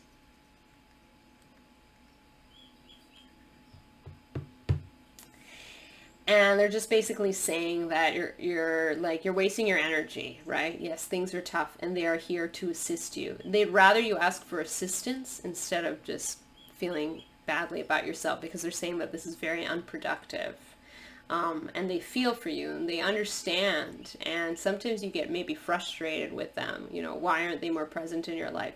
But they're very extremely present. You don't realize how connected you are because you're extremely, you know, you're extremely connected to your spirit guides, to different spirit realms. So they're saying just to remember, you know, who you are, you know, to breathe, to do mindfulness activities, to ground, to go out in nature, to take your time, to go swim in water, take baths, ground your energy down. And that, you know, they want you to understand the perspective that, yes, sometimes things are difficult. This is life. This is part of the human experience. But they also remind you that, hey, all humans are, no, I shouldn't say all, because everyone's having their own experience, but a lot of humans are having, you know, most humans have a hard time at one point or another. And your struggles are not necessarily more difficult than somebody else's struggles. So they remind you to be aware and compassionate, understand your own amount of privilege in your life compared to someone who's maybe homeless, or someone who is not able to, you know, who can't see because they're blind, or can't hear, or who can't use their legs, you know, they're in a wheelchair. And they're reminding you to be a little bit more delicate with how you feel in regards to your own circumstances. That yes, it is tough, and they know that you get frustrated and upset sometimes, but they're saying, you know, just slow it down, take a breath. They're there for you if you need them. They're there to help you. They're there to make you feel okay, that you're going to be able to do it, that you know, they're there to help you to see the light at the end of the tunnel, and they're there to help you to understand that you're only here for, you know, not a very long time in comparison to a lot of other human souls. They're asking you to have compassion for those human souls those souls who've chosen to incarnate as humans for many, many, many lifetimes, right? They're asking you to have compassion for them, because you're not going to have to be a part of that karmic cycle. All right. You have other missions in other dimensions, you know, other places to go after this lifetime and the next and the next. But they are just asking you to, to just shift your perspective a little bit, basically, about how you interact with yourself and your circumstance. And anyway, this particular guide, this sort of Father Time guide that has access to the different timelines, they are able to connect you with different aspects of yourself, so you can learn vicariously through the experiences that you have in your past, present, future, and through all those parallel realities, so that you don't have to, you know, kind of experience those mistakes and those mishaps firsthand. You can kind of learn through, how did I deal with this in another situation? Okay, I'm going to avoid this situation because I know that in this other lifetime or in this other experience that I don't want that to happen. I want to, you know, move this towards a lighter path, or whatever it may be. Oh, that's cool. Father Time. Okay. Sodalite. Socialize or join in. You are connected to, again, this in particular is actually an angelic being who is, and it's an archangel. I'm hearing Archangel Uriel, but I don't really know a lot about the archangels and the celestial realm in general. So you may want to do a little bit more research on Archangel Uriel and what that archangel represents. But this energy in particular is asking you to just reach out to others very sort of social energy. I'm just tempted to quickly look up Archangel Uriel on my phone here and see what this Archangel is all about. What is their duty? The destroyer of the hosts. I don't know. This is too specific for me. Here we go. Wikipedia is our friend. Light of God. Their name means light of God, or God is my light. I don't know. I'm not getting much. I'm not getting. You'll have to maybe do. Oh wait. I'm not getting too much here. So, okay, you'll have to do maybe your own research, and then maybe when you find out, just link what you found in the comments below, because I'd be interested in knowing what you found. Okay, so here I do have something here. Archangel Uriel, the angel of wisdom, often gives people sparks of inspiration and motivation as they seek to live faithful lives. You can count on Uriel to help shine the light of God's wisdom into your life, believers say. Here are some of the signs of Archangel Uriel's presence. Okay, so let's see. How does this Archangel make himself known in your life? Uriel may be visiting you when you gain new insights about the best decisions to make in various situations. Okay, I'm also getting that what I was getting at first too was that this is a very social energy. All right, this is an energy that is asking you. Oh, okay. It's not so much that they're social. I see what the message is. So I'm getting the word social, and then I'm like, okay, this energy is social. See where my head's at. I'm like confusing the messages here. I apologize. No, it's more that this archangel wants you to join social circles and groups in order to share ideas and inspirational thoughts. And they are connecting you with others. They like to connect you with other like-minded people in order for you to get certain spiritual information that you need in order to help you along your spiritual path of self-discovery, and in order to help carry out a message of God's light into the world. So you are your purpose, part of your purpose in this lifetime is to be sort of this messenger, this bearer of light, and bring clarity to others. I mentioned that you're going to be helping or already do other people figure out their sort of starseed origins, or connect them with, their starseed families. And information, you'll be giving information out of your intuitions and your insights into the starseeds. And you may even decide to write a book. That could be a possibility. Either way, these ideas, this inspiration comes from Archangel Uriel. So Archangel Uriel wants to actually work with you in order for you to spread the message of love and light to a lot of other starseeds. A lot of those souls who are lost don't know maybe that they come from other star systems. Of course, your message of love and light will reach not only starseeds, but you have a specific purpose to work with the starseeds. There we go, Archangel Uriel. Very nice. Okay, golden children. You are very talented. Okay, don't let this go to your head, no pun intended, but you have a brilliant mind. Okay, always remember to stay humble, because then if you don't stay humble, you basically get into the ego about it. You close yourself off from being more receptive to other information, and then you block your abilities from growing. So it's always remember to remain humble, grounded, and questioning even of your own abilities, right? To always just be reserve a little bit of doubt. A little bit of doubt is not a bad thing. Reserve a little bit of doubt when you throughout your intuitive process. So you are this spirit. Is this a spirit guide, or is this a message? Okay, so this is more of a message, and that your soul tribe is near. Your soul tribe is near.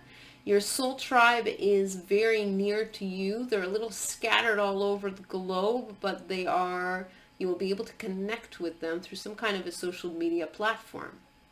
And you might be able to meet up with them as well. But it might be a little bit more difficult to connect with them just by bumping into them. It's almost like your soul tribe, you'll find them a little bit scattered all over the globe. Either through your travels you'll meet them, or through online platforms. And all of these souls of your soul tribe exhibit very, very similar characteristics and traits to you, which is cool. So you're very, very much someone who is psychically gifted. You are very much someone who is telepathically connected to the star systems, and so are these souls as well. Very interesting. Whatever you're feeling emotionally, whatever you're going through in your life, these other souls are also experiencing a very similar thing. I'm sorry. I don't know if you heard my stomach rumble, but I'm a little hungry right now, so I'll have to make myself lunch very soon. I apologize for the late lunch, though, because it's like 2:30 p.m. for me. Holy moly. Anyhow. Oh, that's the reminder. That's why. My stomach is reminding you. Spirit is reminding me to tell you through the rumble of my stomach to make sure that you eat, because you can neglect, because you're such a spiritually connected person, you can oftentimes neglect the needs of your physical body, and it's almost like you don't always appreciate being human. It's like there's a little bit of a resentful attitude towards being human, but being human is a gift, as much as it doesn't seem like that. Being human is like, it's like going to Earth is like going to Harvard. Souls that graduate from Earth are regarded very highly by other souls in the universe, because Earth is more of a dense type of energy. It's not very easy sometimes to live on Earth, and so the trials and tribulations that you face here are very much going to be a great part of your growth plan, right? Very much part of your growth plan to help you to become quite possibly, I'm hearing, an ascended master. You are on your way to becoming an ascended master. So that's the last message with golden children. You are on your way to becoming an ascended master, but the key to that journey is to come to Earth. So that's the other message, that it's like, okay, so you can be upset about it, but this is what you need in order to become, the ascended master, and then be able to use that power in a benevolent way, and that wisdom to help others. So you're a wisdom bearer. You bring wisdom. You bring wisdom to others. You bring wisdom to others, and you will be creating and you will be part of the souls that are coming in. Your mission is to create basically heaven on earth. You are part of that soul group that has come down here to Earth to create, to fix a lot of the systems that are indeed broken. By the way, on a side note, you may have a very alternative look. You may color your hair, and you may have very radical ideas. Nothing wrong with that. Just watch out that you don't necessarily blurt your ideas out to anyone, because not everyone will accept them kindly or appreciate them. And just to watch out for that, because it's for your sake, right? It's for your sake. But it's also, some people, can... you don't forget, you have a lot to learn from other human beings. You came here on Earth because human beings have wisdom that you don't have, and they're here to teach you that wisdom so you can continue on your path as an ascended master. All right. Well, thank you so much for tuning in. If you liked my reading, please remember to subscribe and hit the notification bell so you can be notified of the next upcoming videos. All right, number 5. Okay, so this one always falls over. You may feel like you are you get a little dizzy and lighthearted. So I'm going to use this. This is candle. No! Sorry. Oh. That is, I just dropped off my cards.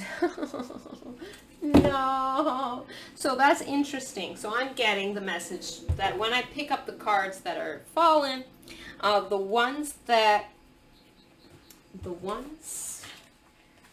are kind of turned over or whatever are your cards. That's an interesting message. Okay, this one then too. That one then too. And yeah. All right. I'm going to ask Spirit, do I need more than 4? They're saying no. Okay. All right. All right. We can do this. We got this. We got this. We got this. Okay. So interesting that all the cards flew out of my hand and onto the floor, because that could be your energy. And the fact that, you know, with Rarity, she has a hard time and she, on her own, and in this case of this, right, falls over. It's almost like you need a lot of support, like your energy is very ungrounded, and your spirit guides come in with a message that you need to get back in touch with nature. You need to get back into a good routine of drinking well, eating well, and all of that in order to really take care of your energy. Okay. I see. Very interesting. Okay. Orion energy, karmic relationships, but I always focus on this a lot of times, Orion energy. You are from Orion, and your starseeds guides are from Orion as well. A new earth, turquoise spiritual path, the golden children, and then back to Orion, so you have 4.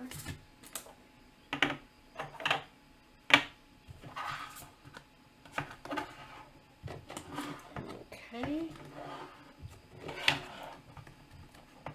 I'm going to pull them up.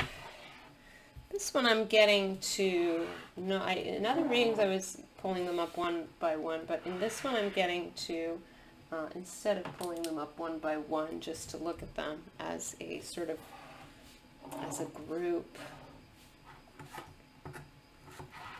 which is a little different than what I've been doing in the other readings. So you are often a little different from the people that are around you. You dance to the beat of your own drum, okay? Sometimes you almost feel like you're not in sync with those around you, and that's okay. I want you to see Rarity, but she keeps falling. Okay, so for now I'm just going to keep, I hope you don't mind, so Rarity will be in the background. I'll have her peek out through the cards. Yeah, there she is. Okay, she's there. So I'm here. Okay. So, you are, yeah, your starseed guides are primarily from Orion. And if you've heard, if you are so if you're not familiar with starseeds, I encourage you to look up information online, but don't believe everything you read, don't believe everything you hear, take it all with a grain of salt, because there's a lot of misinformation out there.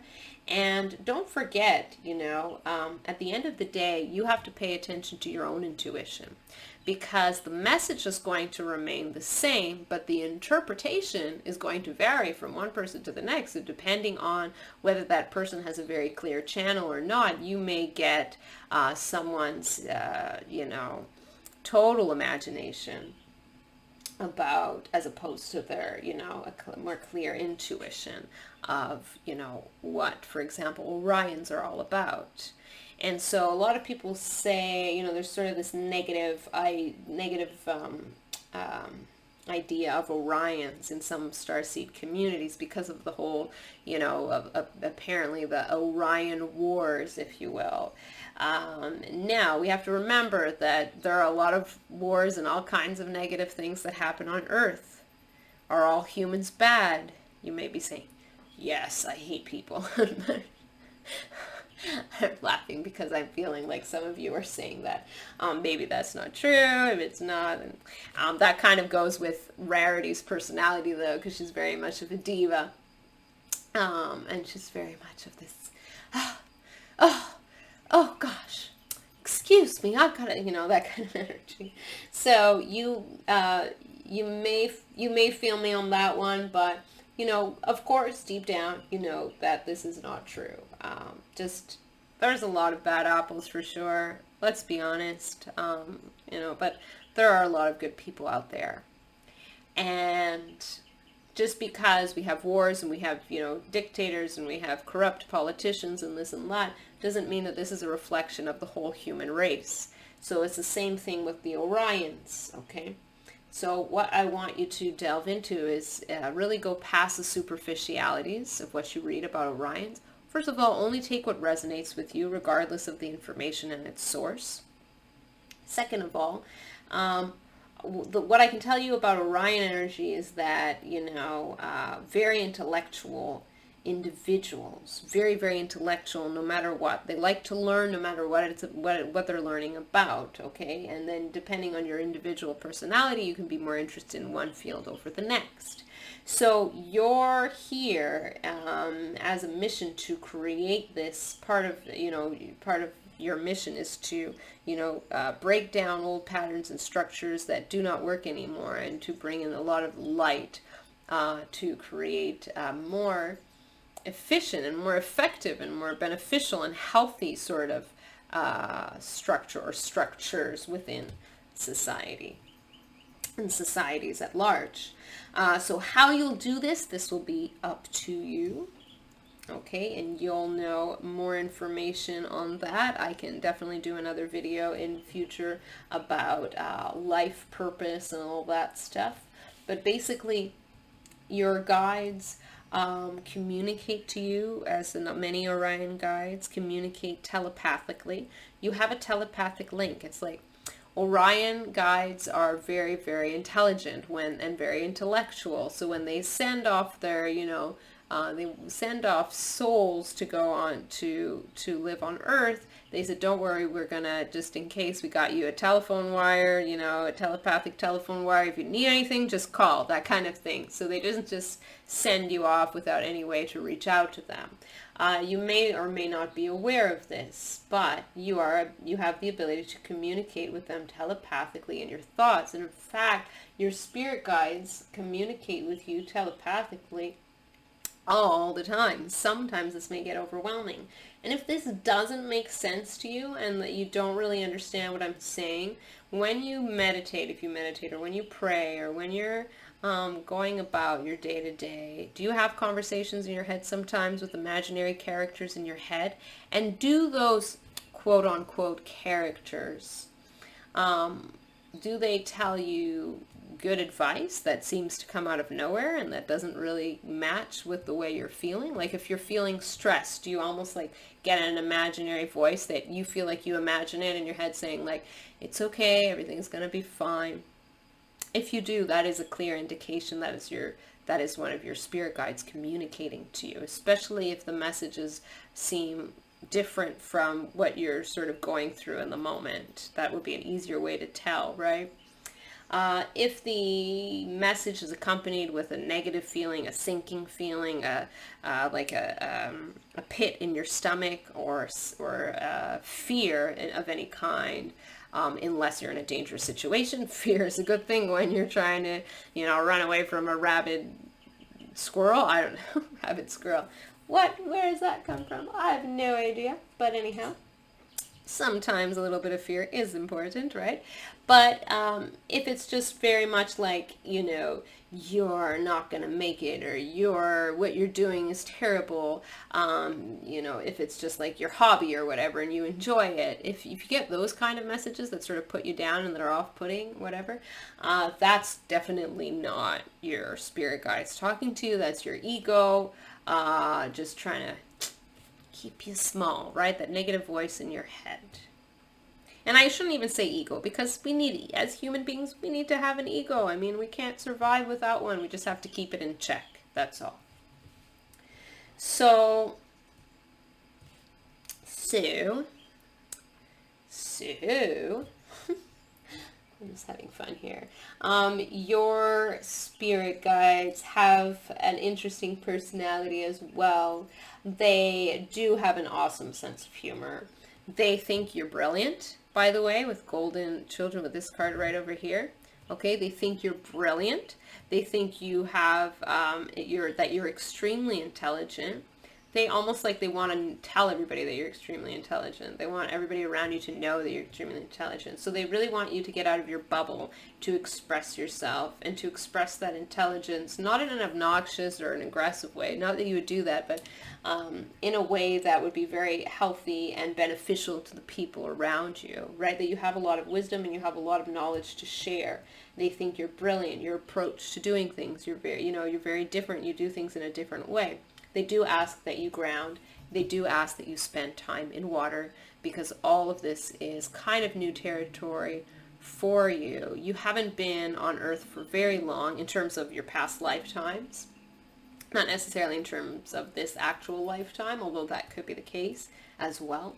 And because of this, you may not have as much of a grasp on the physical as the people around you. Hence why you'd be lightheaded and, kind of maybe given to fainting spells, perhaps, or just dizzy spells.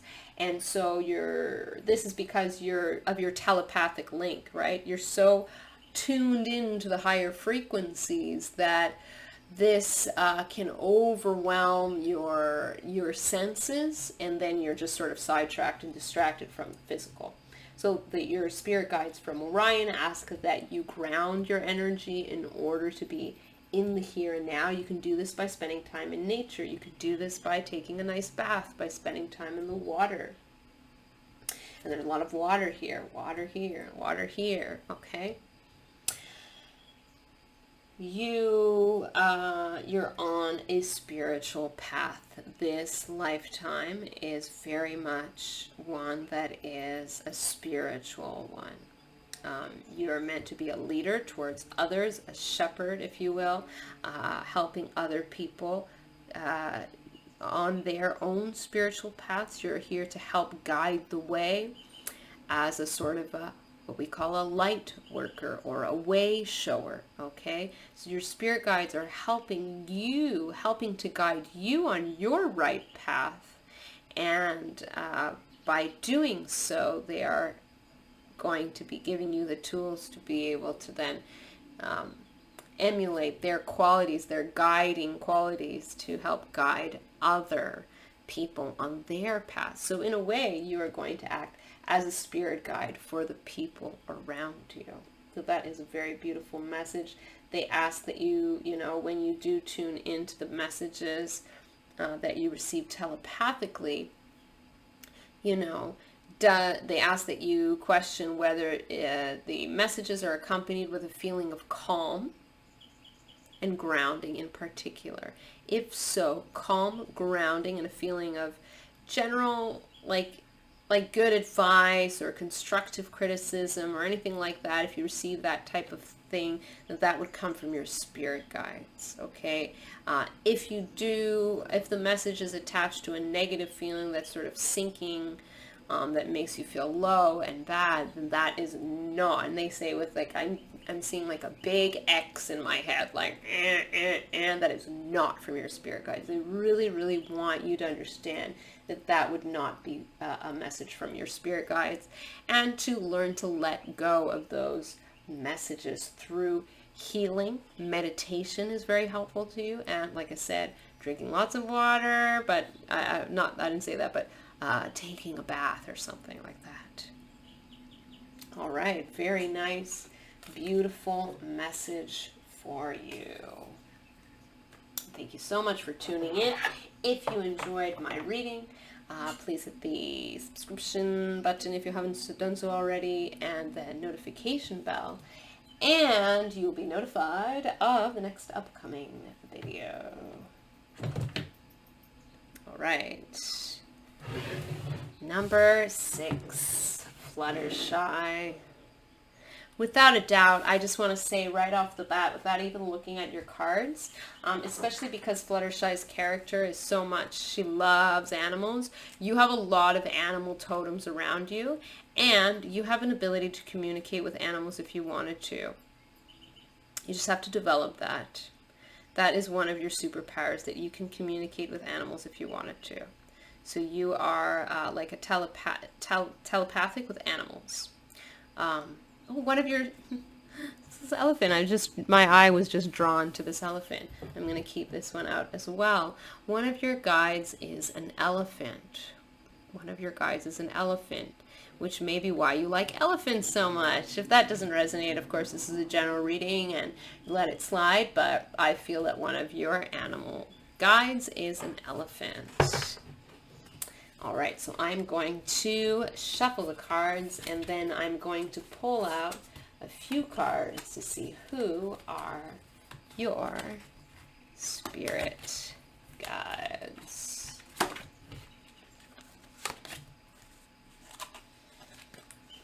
Interesting.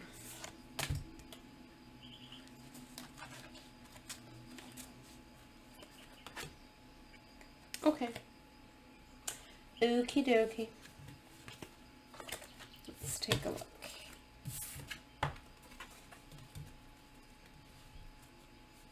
So you have growth, past lives. Interesting. Trust the timing, preservation. That one's a beautiful card. I've never seen it before. Gorgeous. Cunning woman. So let's put all of these guides out. You do have 5 main guides. There's 5 cards with 5 main guides, so I'm going to show you them. Each guide I'm going to go over individually. Okay, I'm just going to set them up first, and then I will, they don't all have to be in view, so I apologize if they aren't all in view. Oh. 1, 2, 3, 4, 5. Okay, okay.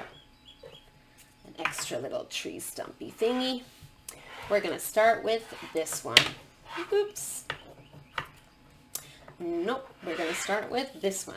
That's why that happened. Okay. This one is saying, I want to speak first. I'm going to have your other animal totems in view, or your elephant totem with Fluttershy in view.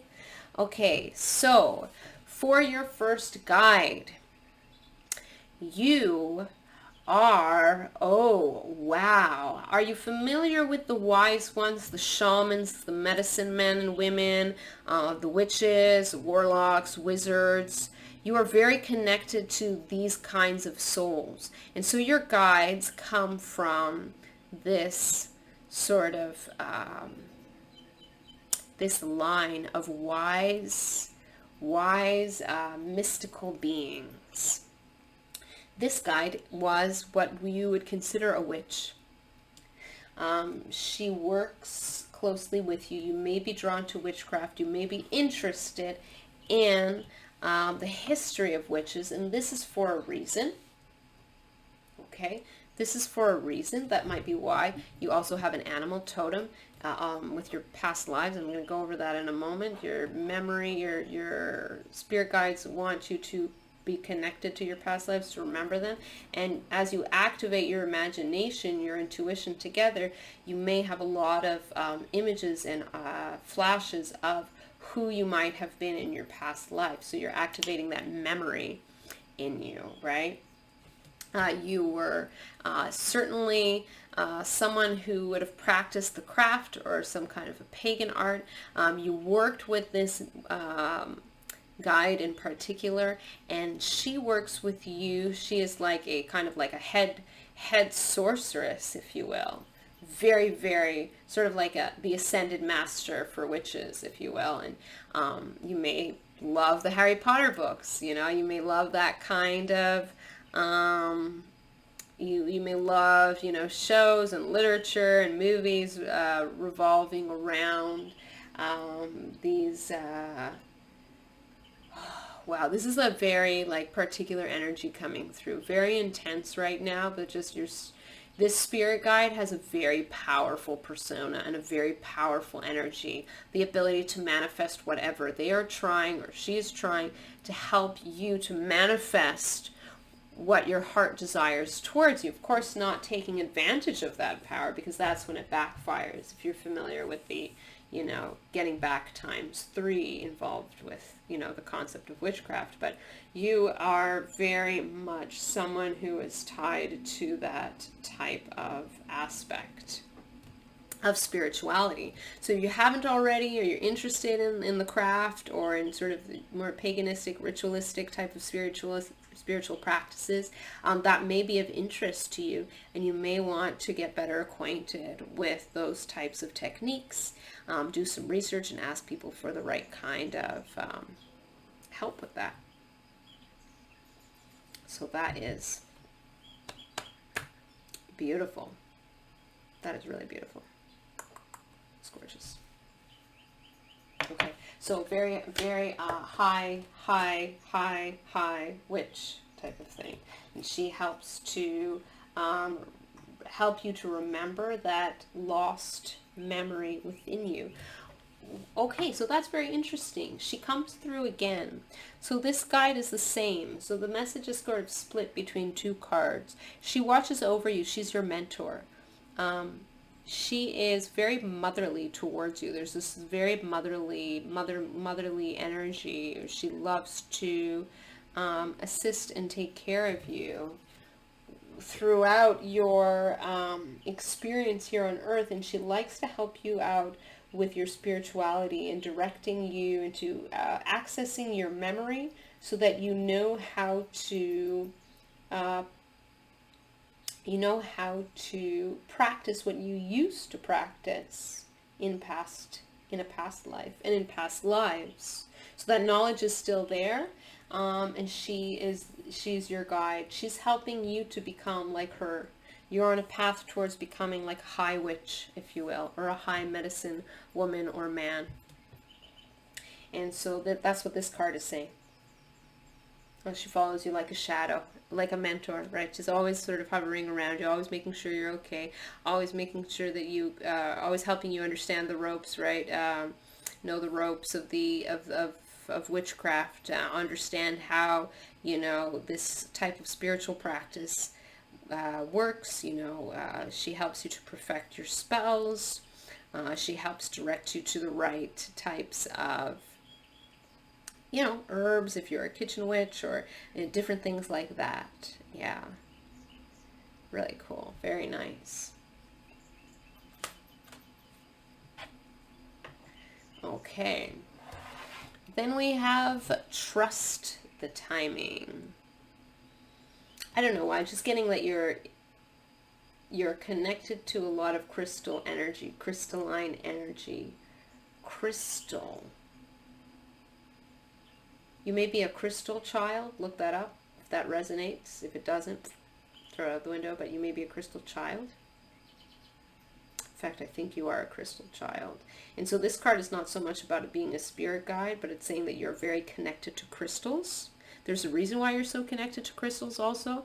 You have, your energy operates on a very similar level to like a lot of crystals around you. So it's very clear energy, and you're able to channel a lot of different energies through your own energy just because it's so clear and uncontaminated. I'm hearing you're very connected to crystals. So you may be, yes, I think you are a crystal child. So look into that concept. Crystal child. If it resonates, great. If it doesn't, throw it out the window, chuck it out the window. But you are very connected to rocks, to crystals around you. And some say that crystals and rocks are living organisms, much like trees are. But the idea of how they live, quote unquote, is very different than what we consider living, right? So, you know, they don't need food or sleep or, you know, what we humans need, or animals around us, even plants. And they operate in a different frequency that is hard for our human minds to understand. But if you think of what a crystal is, got this intuition once. It was a really interesting intuition. So if it resonates, awesome. Like I said, if it doesn't, let it slide. But I got this interesting intuition that what you see in the 3D is going to be a physical, concrete manifestation of what you see in the spiritual. So in the spiritual, these crystal energies are actually just very like heightened sort of angelic soul beings that maybe don't necessarily have a body. It's more like an energy, right? It's hard to describe. And in physical form, they choose to manifest as a crystal. But they exist on various dimensions. It's just that in the 3D, we see a crystal. If you were to put like special, I don't know, imagine that would be cool. You could put special glasses on that allow you to see what everything looks like in the 4th D or the 5th D or the 6th D or the 7th D, etc., the 12th D, I don't know. And then you put on those 12th D glasses and then you say, whoa, wait a minute. You take them off and you're like, okay, there's the crystal. You put them on and then you say, wait, that's not a crystal anymore. That's a, I don't know what that is. That's like some light being, right? So as you can see, what I'm trying to say is that the crystals around you are sort of these angelic beings that are very connected to you. And they remind you that you also operate on a very high frequency, just like them. You're able to channel their healing gifts. They encourage you to use them in your own healing practice and within your own, spiritual experience, to help yourself and others. Very cool. Ooh. Whoa, I just got really jittery because that energy is so high. It's like, oh, I feel like, I don't know. I don't know how to explain what I feel. Like, this is my hand. I feel like this, right? Just that energy is like crazy. Crazy. It's crazy high frequency energy. Past lives. This is not so much a spirit guide coming through, but just this reiteration that you are an extremely old, ancient soul. You are an ancient soul, and you are very connected to the wise ones, the shamans, like I said, the witches, the wizards, and all of that.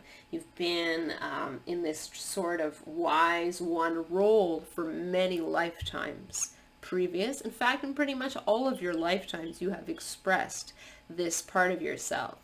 Sometimes you weren't able to express who you really were. You were persecuted. There's certainly some traumatic lifetimes that you've lived, and you may experience this strange, different health issues or, even mental issues because of this,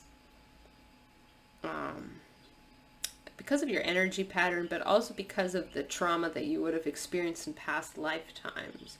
So your spirit guides are also coming through to ask you to heal that trauma from your past lifetimes, where you were not able to express yourself, right? I'm not going to go into it, but if you look at the history of witches and, not even witches necessarily were hung, but, all kinds of people were hung innocent. I don't want to say innocent either, because I mean to say more people who had nothing to do with anything. They're just like, that person looked at my husband once, so she must be a witch, right? It's terrible. The witch trials, for example, in Salem, Massachusetts. So you may be interested and drawn to the history of, witch hunts and all of that in Salem, Massachusetts and around the world. But that is because you have this tie to you've experienced some of those traumatic events yourself, unfortunately. All right. I'd like to recommend a show. Oh my gosh. There's an Italian show on Netflix, if you don't mind looking at subtitles, about witches. And it maybe kind of gets silly near the end, but I really, really like it a lot.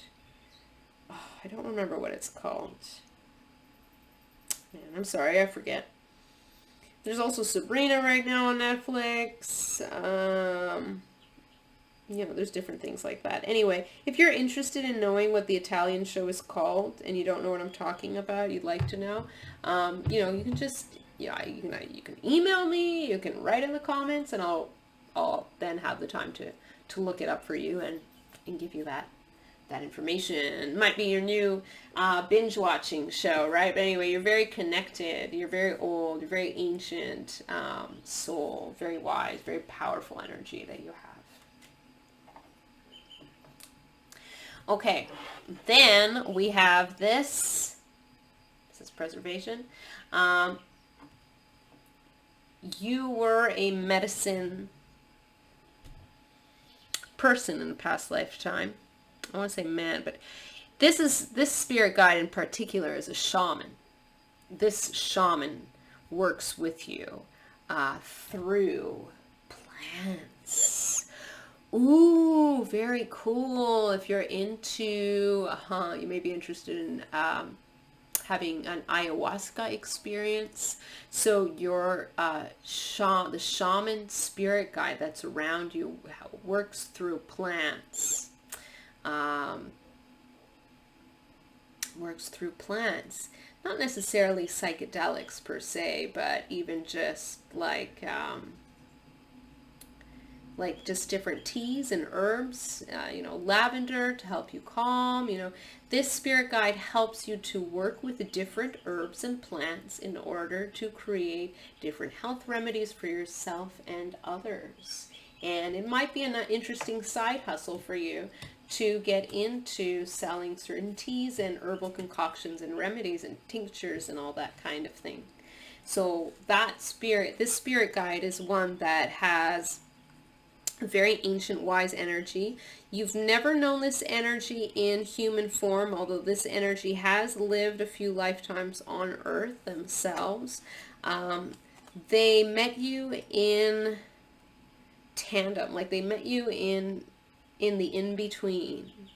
They always meet you in the in-between. They meet you in dreams. They meet you in between your lifetimes. And they always meet you consistently. Consistently. There's no reason for them to return back to Earth. They are an ascended soul, very, very wise, ancient soul as well, and they've learned their lessons, and they choose to they choose to be more of a guide behind the scenes, helping other souls like yourself come to Earth in order to complete missions. It's not about being better or worse or whatever, being wiser or not. It's just that this soul has a different path than coming to Earth, but they do work in spirit, as far as a human is concerned. They work in spirit form in Earth. They are, and if you have native or First Nations origins, then this might be even an ancestor of yours if you go back down the line. And yes, I'm hearing very affirmatively for many of you who do have First Nations roots, then it is an ancestor of yours. I'm also hearing, strangely enough, that some of you do have First Nations roots, but you're not aware of it. So it might be interesting to do a little research or a little meditation to see what comes up in your mind's eye. But yeah, this is a spirit guide that's very, very, very ancient. Helps you to work with herbal remedies for yourself and others in order to help you develop your craft and your spirituality. It's like you have a beautifully earth-based spiritual practice, which is very powerful energy that you feel on an almost daily basis. So, from the high witch that watches over you to the shaman that watches over you. These are powerful, intense, highly evolved souls, old souls, much like yours. And they have this connection to the earth and earth-based sort of practices, plants, trees. Beautiful. All right. Well, I hope that resonated with you. If it did, and you didn't already subscribe, please do so with hitting the notification bell so that you can know when the next video is coming your way. I hope you enjoyed the reading, and I look forward to reading for you in another video. Bye.